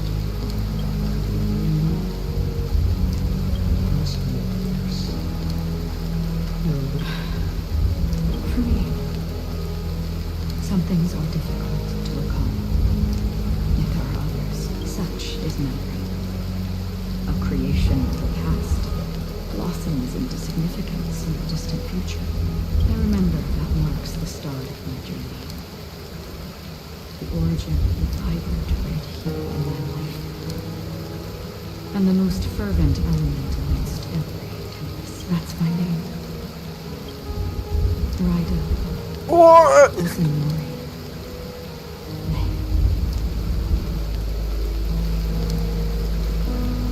Oh.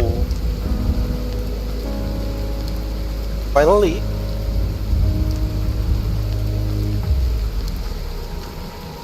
Finally, I know her true name.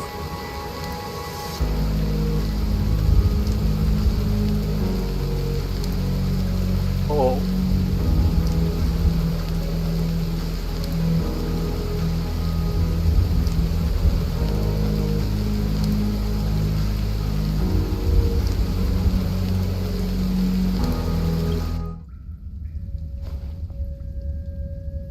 The Golden Dream is getting restless.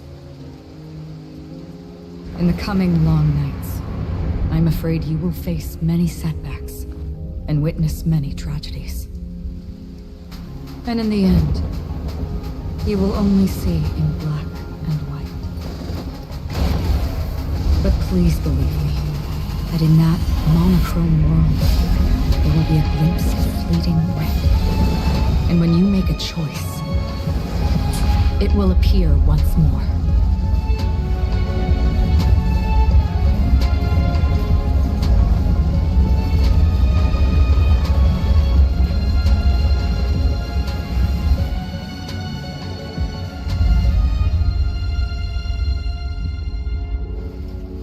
What you must do is ponder its significance, then return to the waking world.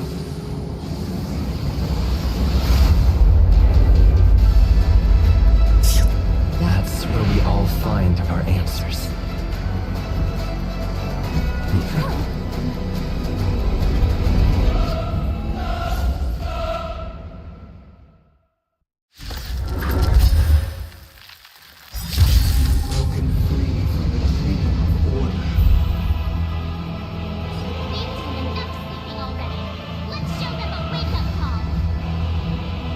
Oh my god. Oh.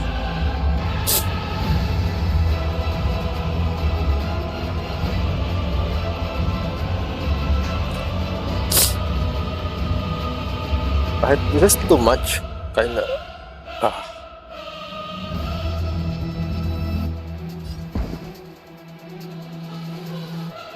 Stay alert.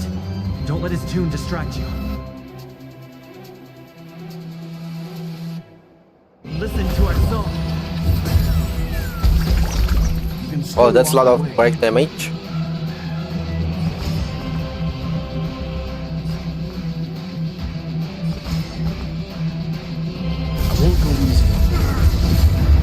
Did you come here of your own volition? Or was it fate?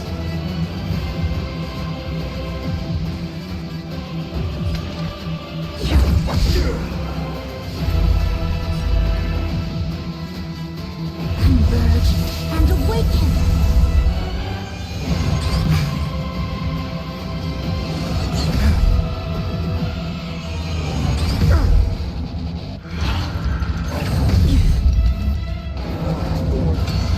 How can the weak be righteous?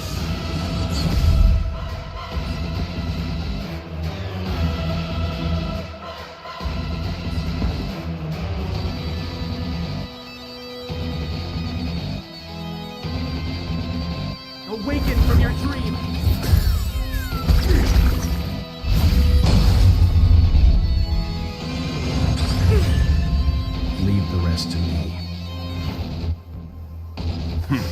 Oh, the shield has like 2 stacks. Wow, that's a lot of shield.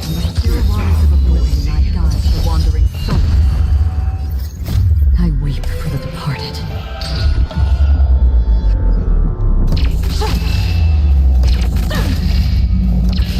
Dust rains, it too shall fall.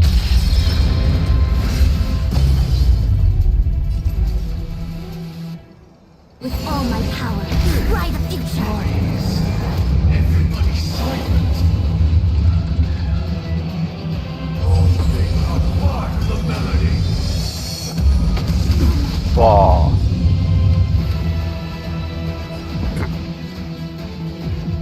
Listen to our song. You can still walk away. Stand down. You know nothing of the weight behind this. Witness the stars shatter before you.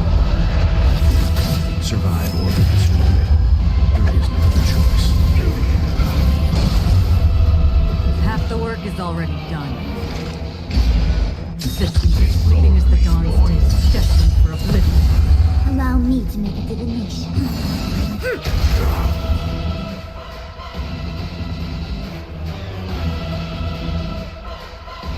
Let's play our own melody. The show begins.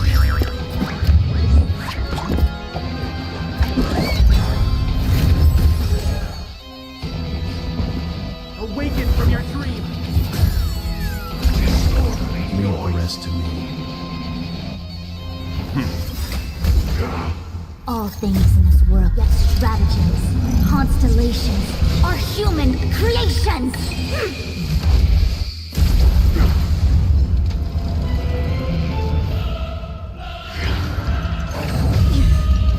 Enjoy eternal peace.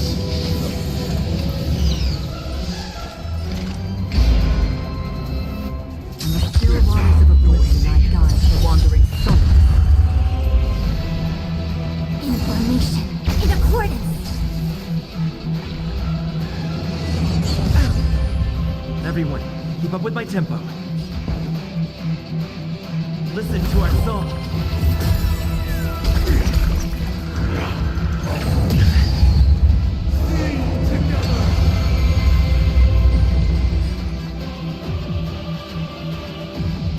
Stand down.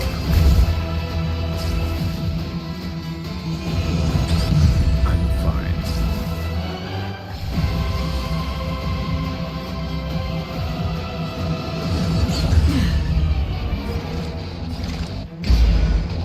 Existence fleeting as the dawn's day, destined for oblivion. With all my power, write a picture!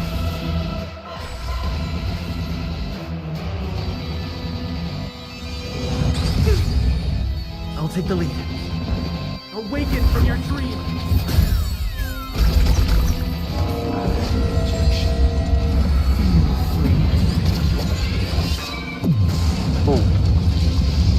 Noise is fading.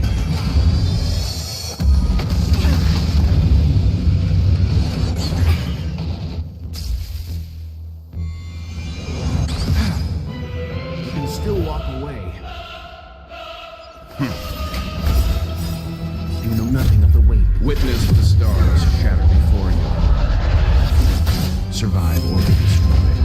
There is no other choice. In the still waters of oblivion, I guide the wandering soul. I'm fine. Sink into the dream. Oh, okay. Got debuffed.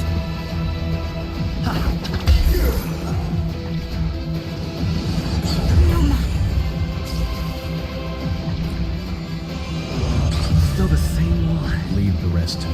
Stand down. Oh, okay, so it's a contact. Another journey to existence, fleeting as the dawn's Break. day, destined for oblivion. We're finally waking up from our dreams. I miss you. I'm fine.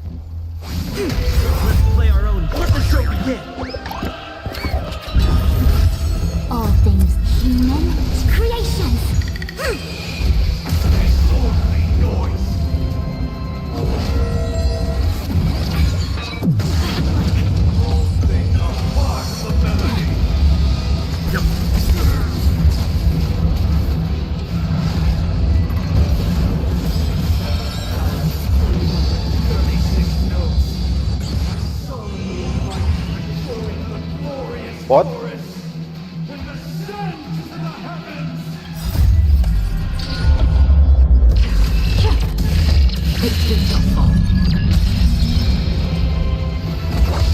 Keep up with me. Wake up! I see through you.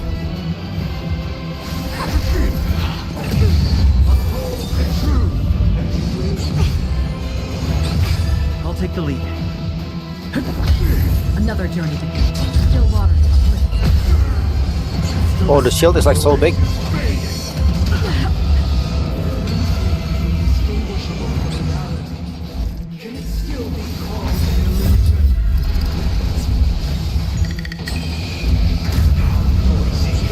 Keep up with me. Listen up.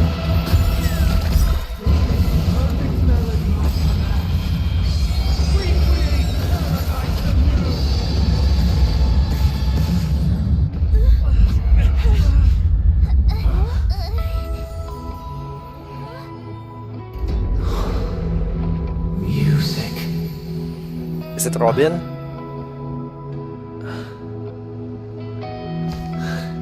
There seems to be another kind of sound coming into the Order's symphony. Oh. Penacony's first and last disharmony. I'll take the lead.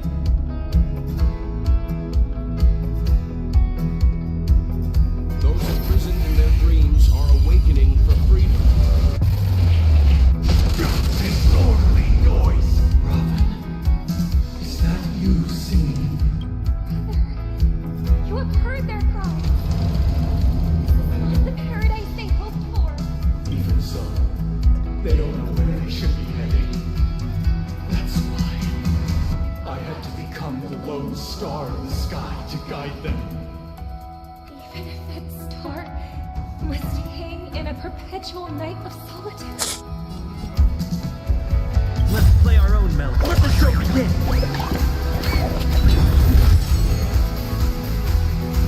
Wake up! All things human creations.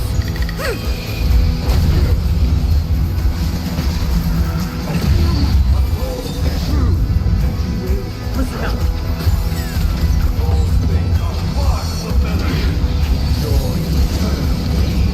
Equipped in.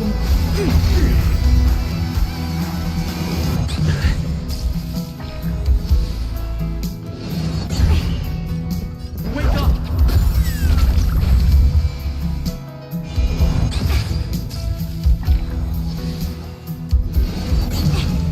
Noise is fading. Eternal prayer.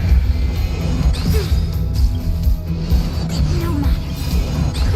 All things human creations. I think this will be pretty difficult for me. Let the show begin.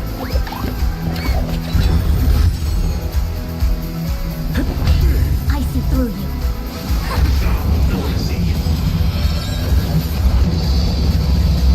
Yin and yang. Still the same one. No matter. Wisdom comes protection. Listen up. The will of the weak. This lordly noise. All things are part of the melody. Yin and yang. Sing into the dream. I'll take the lead. Wake up! Noise is fading. Catch up. Let the show begin. All things human creations. Wait for good tidings. Still the same one. I think I'm going to restart.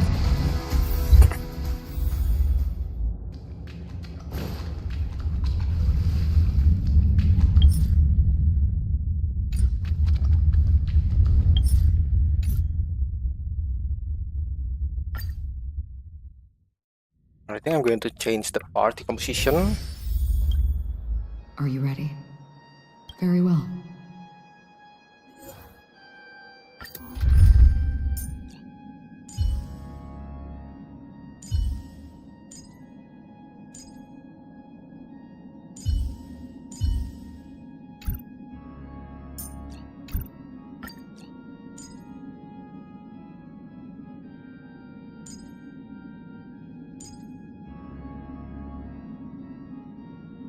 Links, where is Links?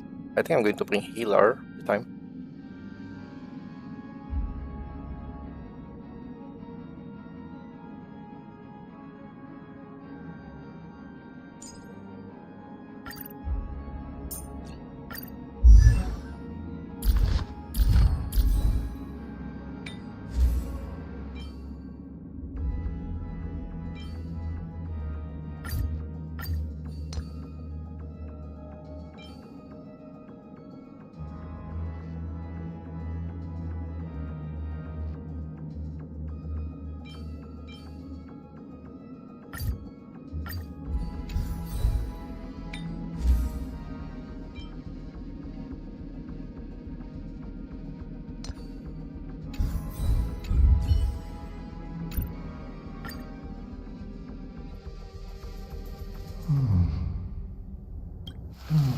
If I remember correctly,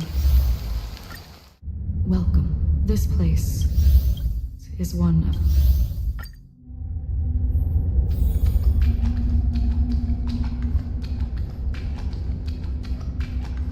Always distinguish between reality and Life is akin to a winding labyrinth. May your schemes be forever. And his dream is to... To the imperfect tomorrow. I still remember the question on the invitation letter. Why does life slumber? We don't know the answer yet, but we're about to awaken from this dream. Or perhaps such is the answer itself. Leave this place, return to where you belong, and awaken Penacony from this dream.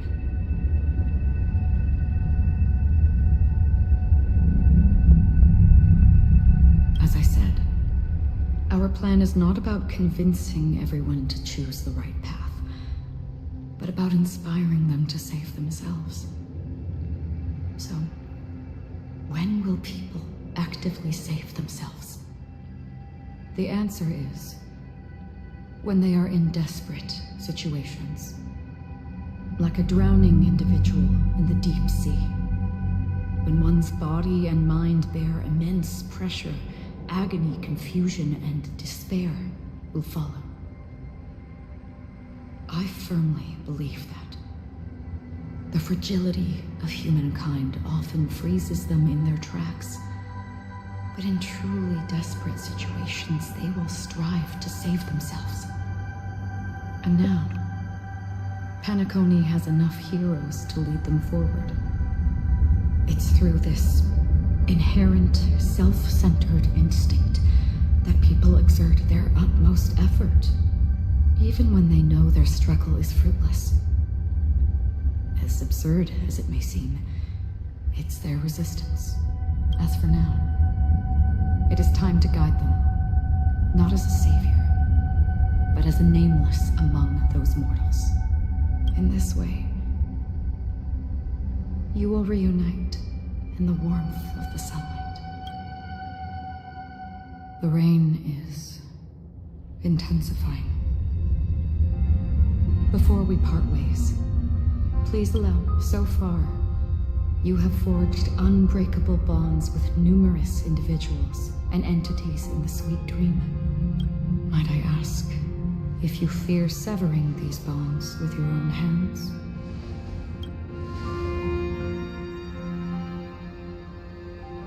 If there is a vast, lifelike dreamland that is virtually indistinguishable from reality, a realm without death, where everyone can attain the happiness and fulfillment they deserve, living blissfully ever after, I would ask, would you wish to stay?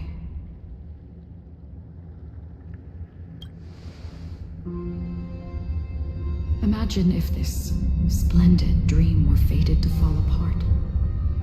Friends, family, strangers, followed by the gentle breeze, soaring birds, the stars, and ultimately yourself. Everyone and every face they remember, the joy and the heartaches. I would ask, would you still embark on this journey? I'm glad. The answer itself doesn't matter. What matters is that you've made a decision. Listen, touch, and ponder. And therein lies the sensation. Cherish it, because that's what makes us exist. Such is the only answer humans can offer when facing the nihility. If the nihility represents the primal fear of life, rendering any lofty convictions insignificant under their imposing shadow, then behind this shadow, there must exist the most fervent source of light in the world.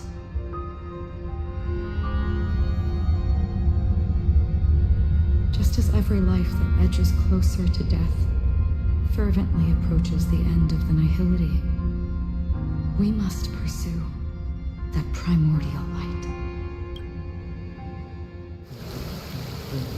Resist the nihility. Such a task is silly and meaningless. Nevertheless, even if it's a meaningless thing, it may not belong to me. In that case, please, tell me. Perhaps my existence might lead to this world. For me, some things are difficult to recall, yet there are others. Why does Acheron want to forget her name? Such is memory. A clear remember that marks the start. That's my name. Raiden. Ozanori.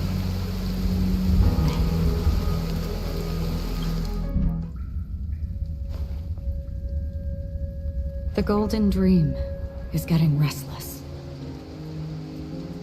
In the coming long nights, I'm afraid you will face many setbacks and witness many tragedies. And in the end, you will only see in black and white. But please believe me, that in that monochrome world, there will be a glimpse of fleeting red. And when you make a choice, it will appear once more.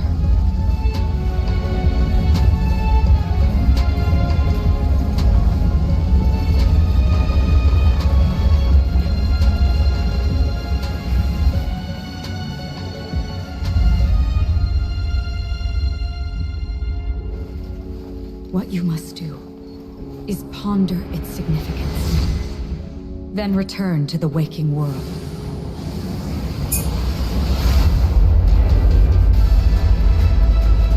That's where we all find our answers.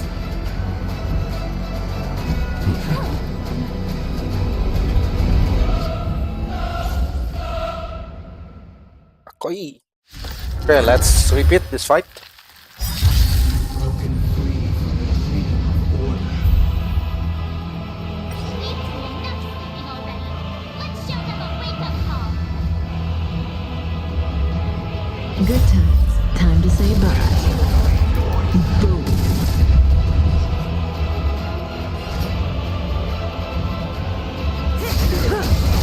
Keep up with me. Listen up. Specimen sighted. Stand still. I weep. This one is easier.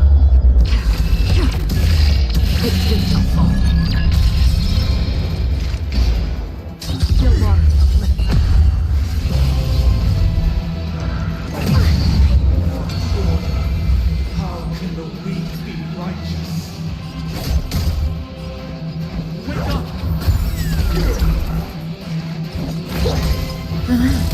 Another journey destined for oblivion.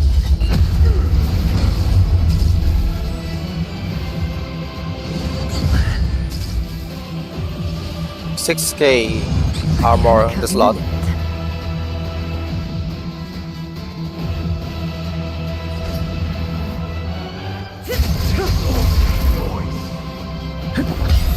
Stand still. Let's play our own. Let the show begin.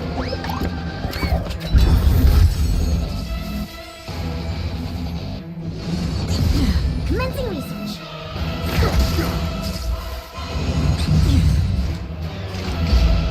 Still water.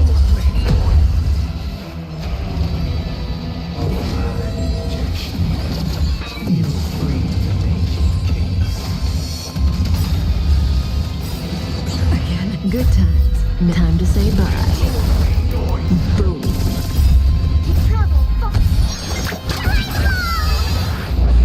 Thanks. I weep for the departed.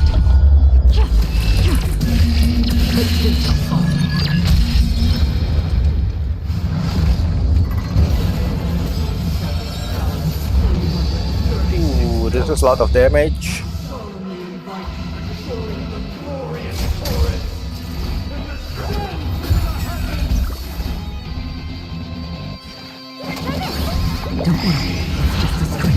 Oh.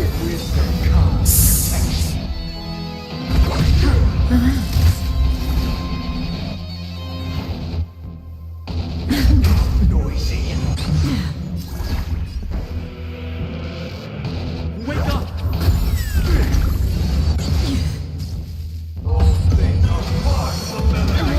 Shit.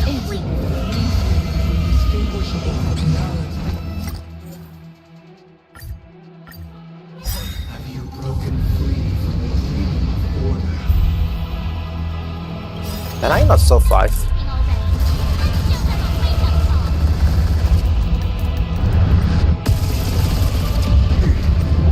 Just in time. Listen up. Stand still. I weep for the departed.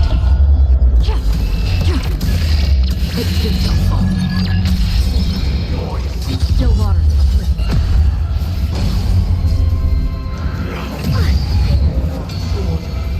How can the weak be righteous?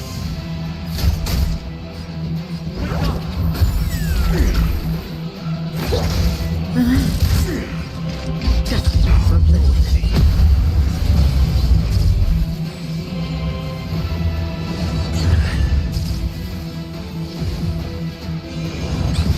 Come the net.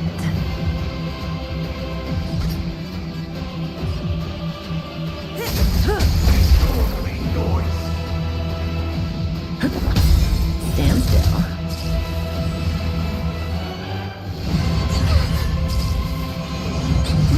Specimen sight. Free will, or was it fate?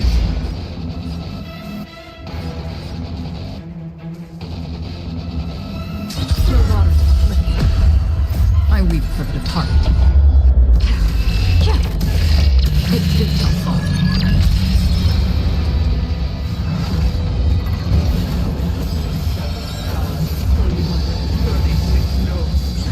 I solemnly invite you to join the glorious chorus and ascend to the heavens!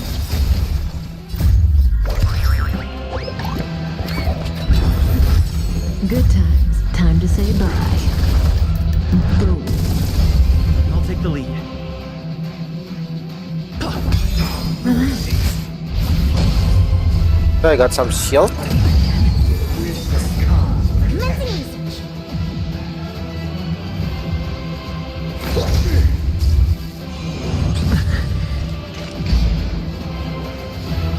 Just for oblivion. Say bye to breathing.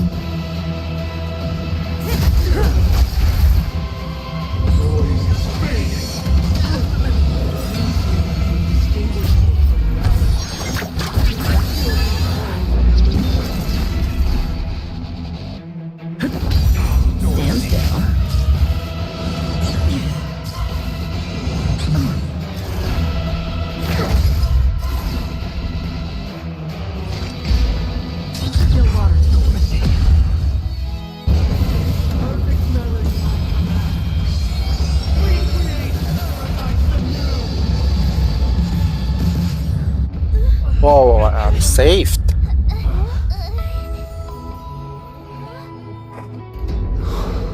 Let's go, Robin. Music.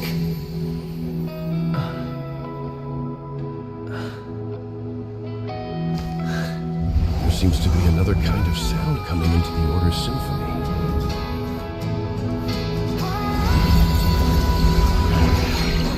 Penacony's first and last disharmony. Summoning a train, imagine. Imagine summoning a train to the battlefield. Those imprisoned in their dreams are awakening for freedom.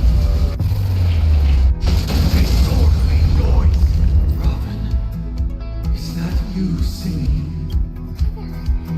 You have heard their call. This is not the paradise they hoped for. Even so, they don't know where they should be heading. That's why I had to become the lone star in the sky to guide them.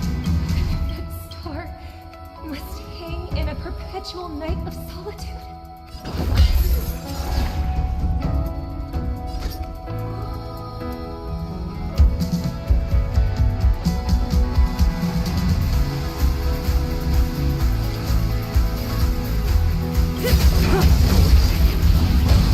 Let's play our own. Let the show begin.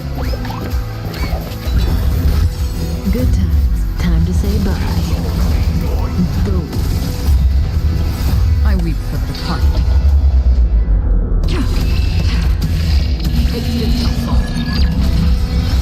Okay.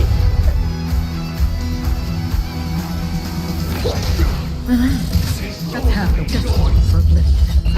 I'll take the lead.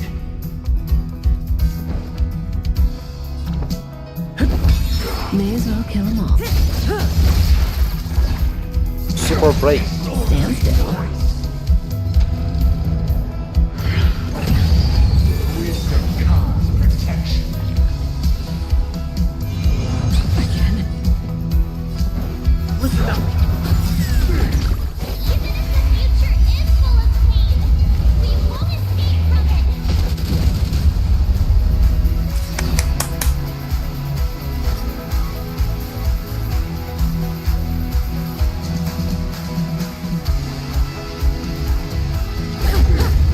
Free will or what you still water.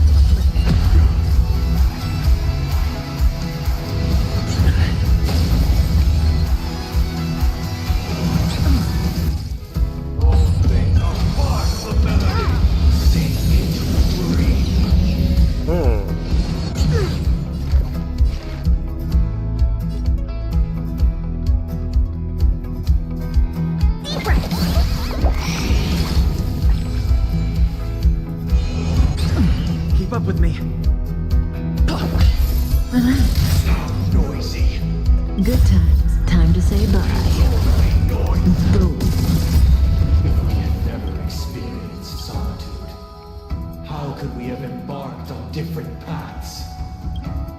Now, our final talk has concluded. All the work of creation has been completed. The inevitable day has arrived. The embryo of philosophy will reshape for us all of reality. Wow. Ultimate form. If your paradise can save more people, sever my path with your hands.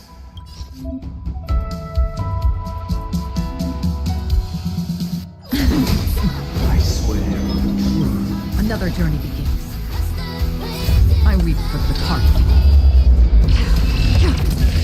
It's beautiful. Just a little.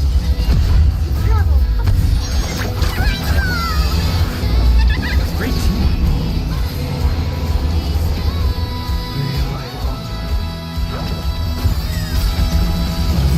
Let's play our own. Let the show begin. I swear on words. May as well kill them all.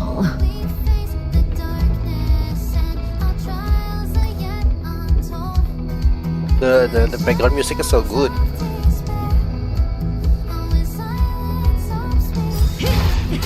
Insolent.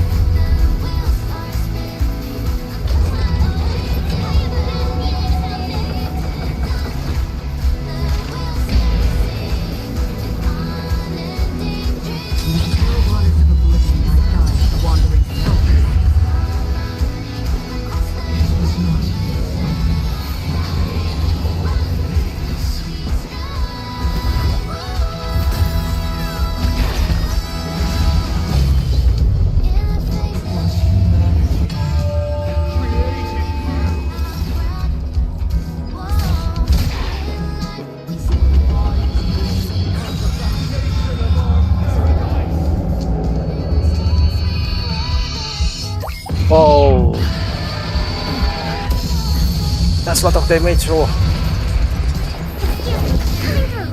Relax. Existence fleeting as the dawn splits, destined for oblivion.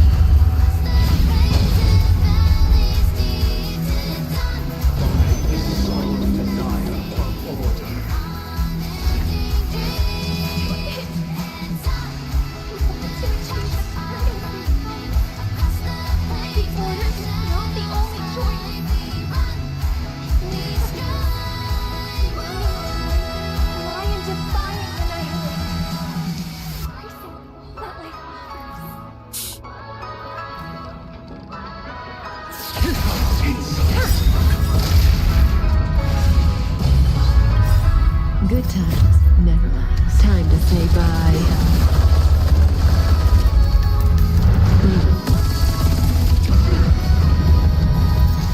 I weep for the departed.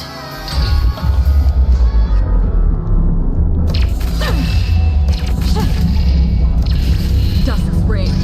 It too shall fall. Weakness is not defined by height. Stand still.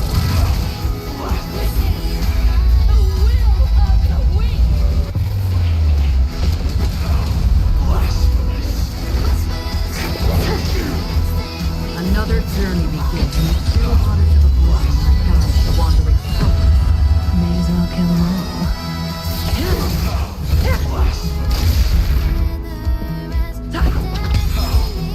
Relax. Target specimens disputed. Coming through. Did you come here of your own volition, fleeting as the dawn's day, destined for oblivion? That breathing sensation. Everyone, keep up. Stand still. Don't be shackled by the past.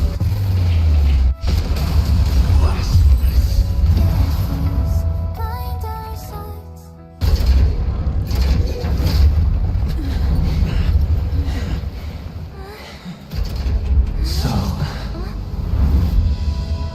why does life slumber? Because someday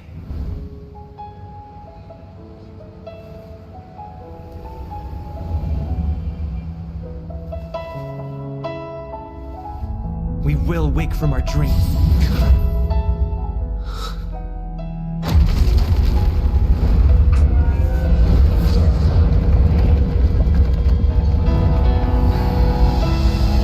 the night is still too short.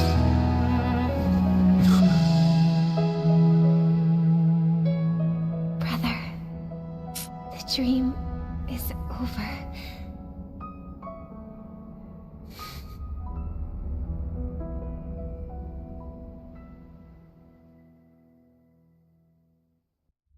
In the first year of the AE 2158, a fiery conspiracy erupted in the land of the dreams, but soon faded in chaos and destruction. Whispers carried the tale of those fateful 48 system hours, when a sun teetered on the precipice of collapse. A paradise stood on the brink of destruction, and a world was poised to surrender to its new master. Amidst it all, a body decayed, a pack of vultures gathered, and a brother and sister were doomed for eternal separation. And so, an eon succumbed to slumber once more. Some celebrated this fall, while others mourned. Among the insignificant witnesses, mere specks in the vast tapestry of the universe. It was said that this time, the Eon met their demise with dignity. As the cosmos bathed in the radiance of a pure dawn, a tempestuous storm brewed on the horizon. The chant of everything for the Amber Lord grew ever louder.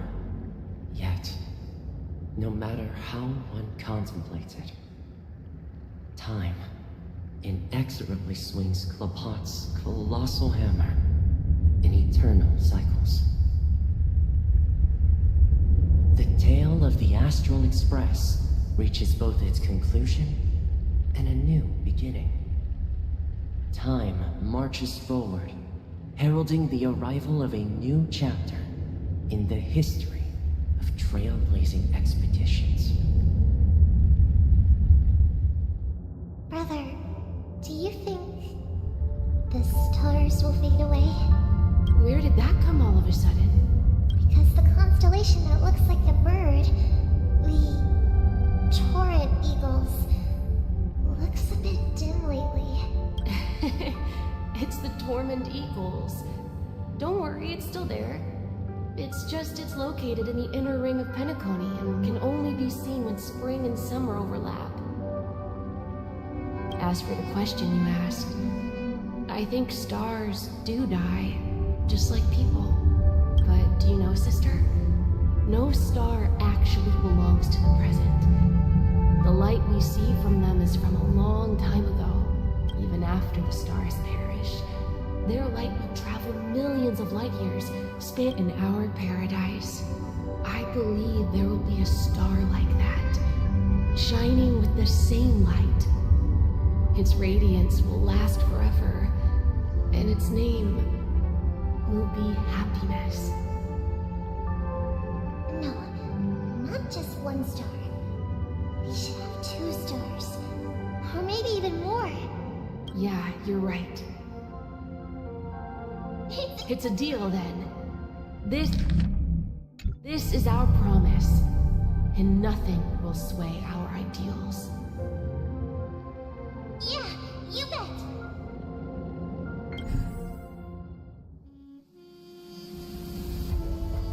So it's really over. This is really the end.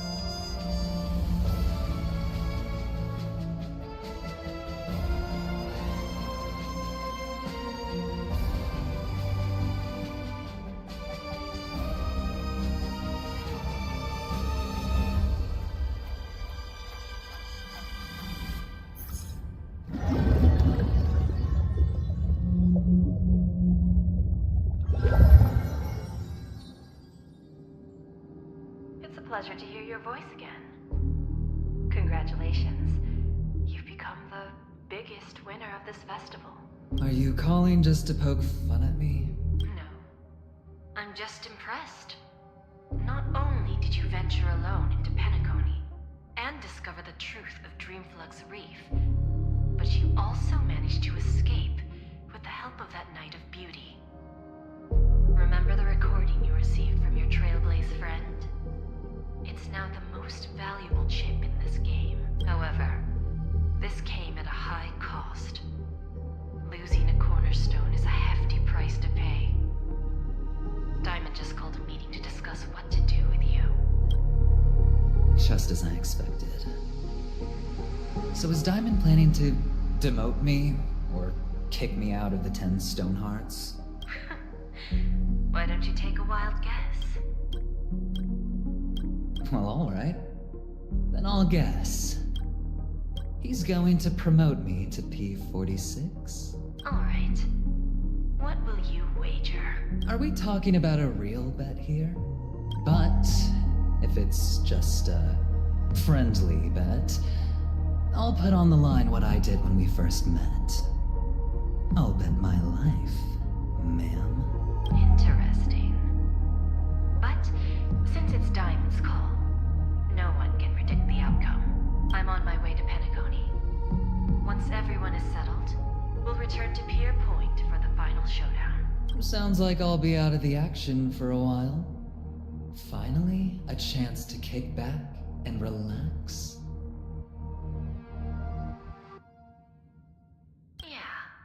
Leave everything to me and Topaz, child. Thanks to you, as soon as the Jade Stone was delivered to the family's compound, we finished up our preparations.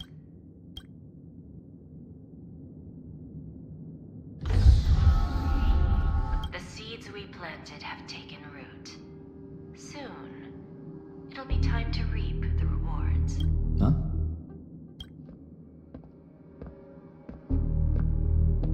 Let's wrap it up for now. Looks like I've got a visitor here. What the hell? Oh, so many surprises today. Didn't expect a Galaxy Ranger and wanted criminal to show up here. One who managed to take out 2 IPC members under the noses of our fleet. Do you understand what that means? Screw wubba boo, I just put him to sleep. Don't try to intimidate me with that nonsense. Besides, I've taken down more IPC lackeys than the residual value you squeezed. And I don't mind adding a few more zeros to my wanted poster. I have a question for you. Be honest, or I don't mind putting a bullet into your head. Tell me, where is Oswaldo Snyder?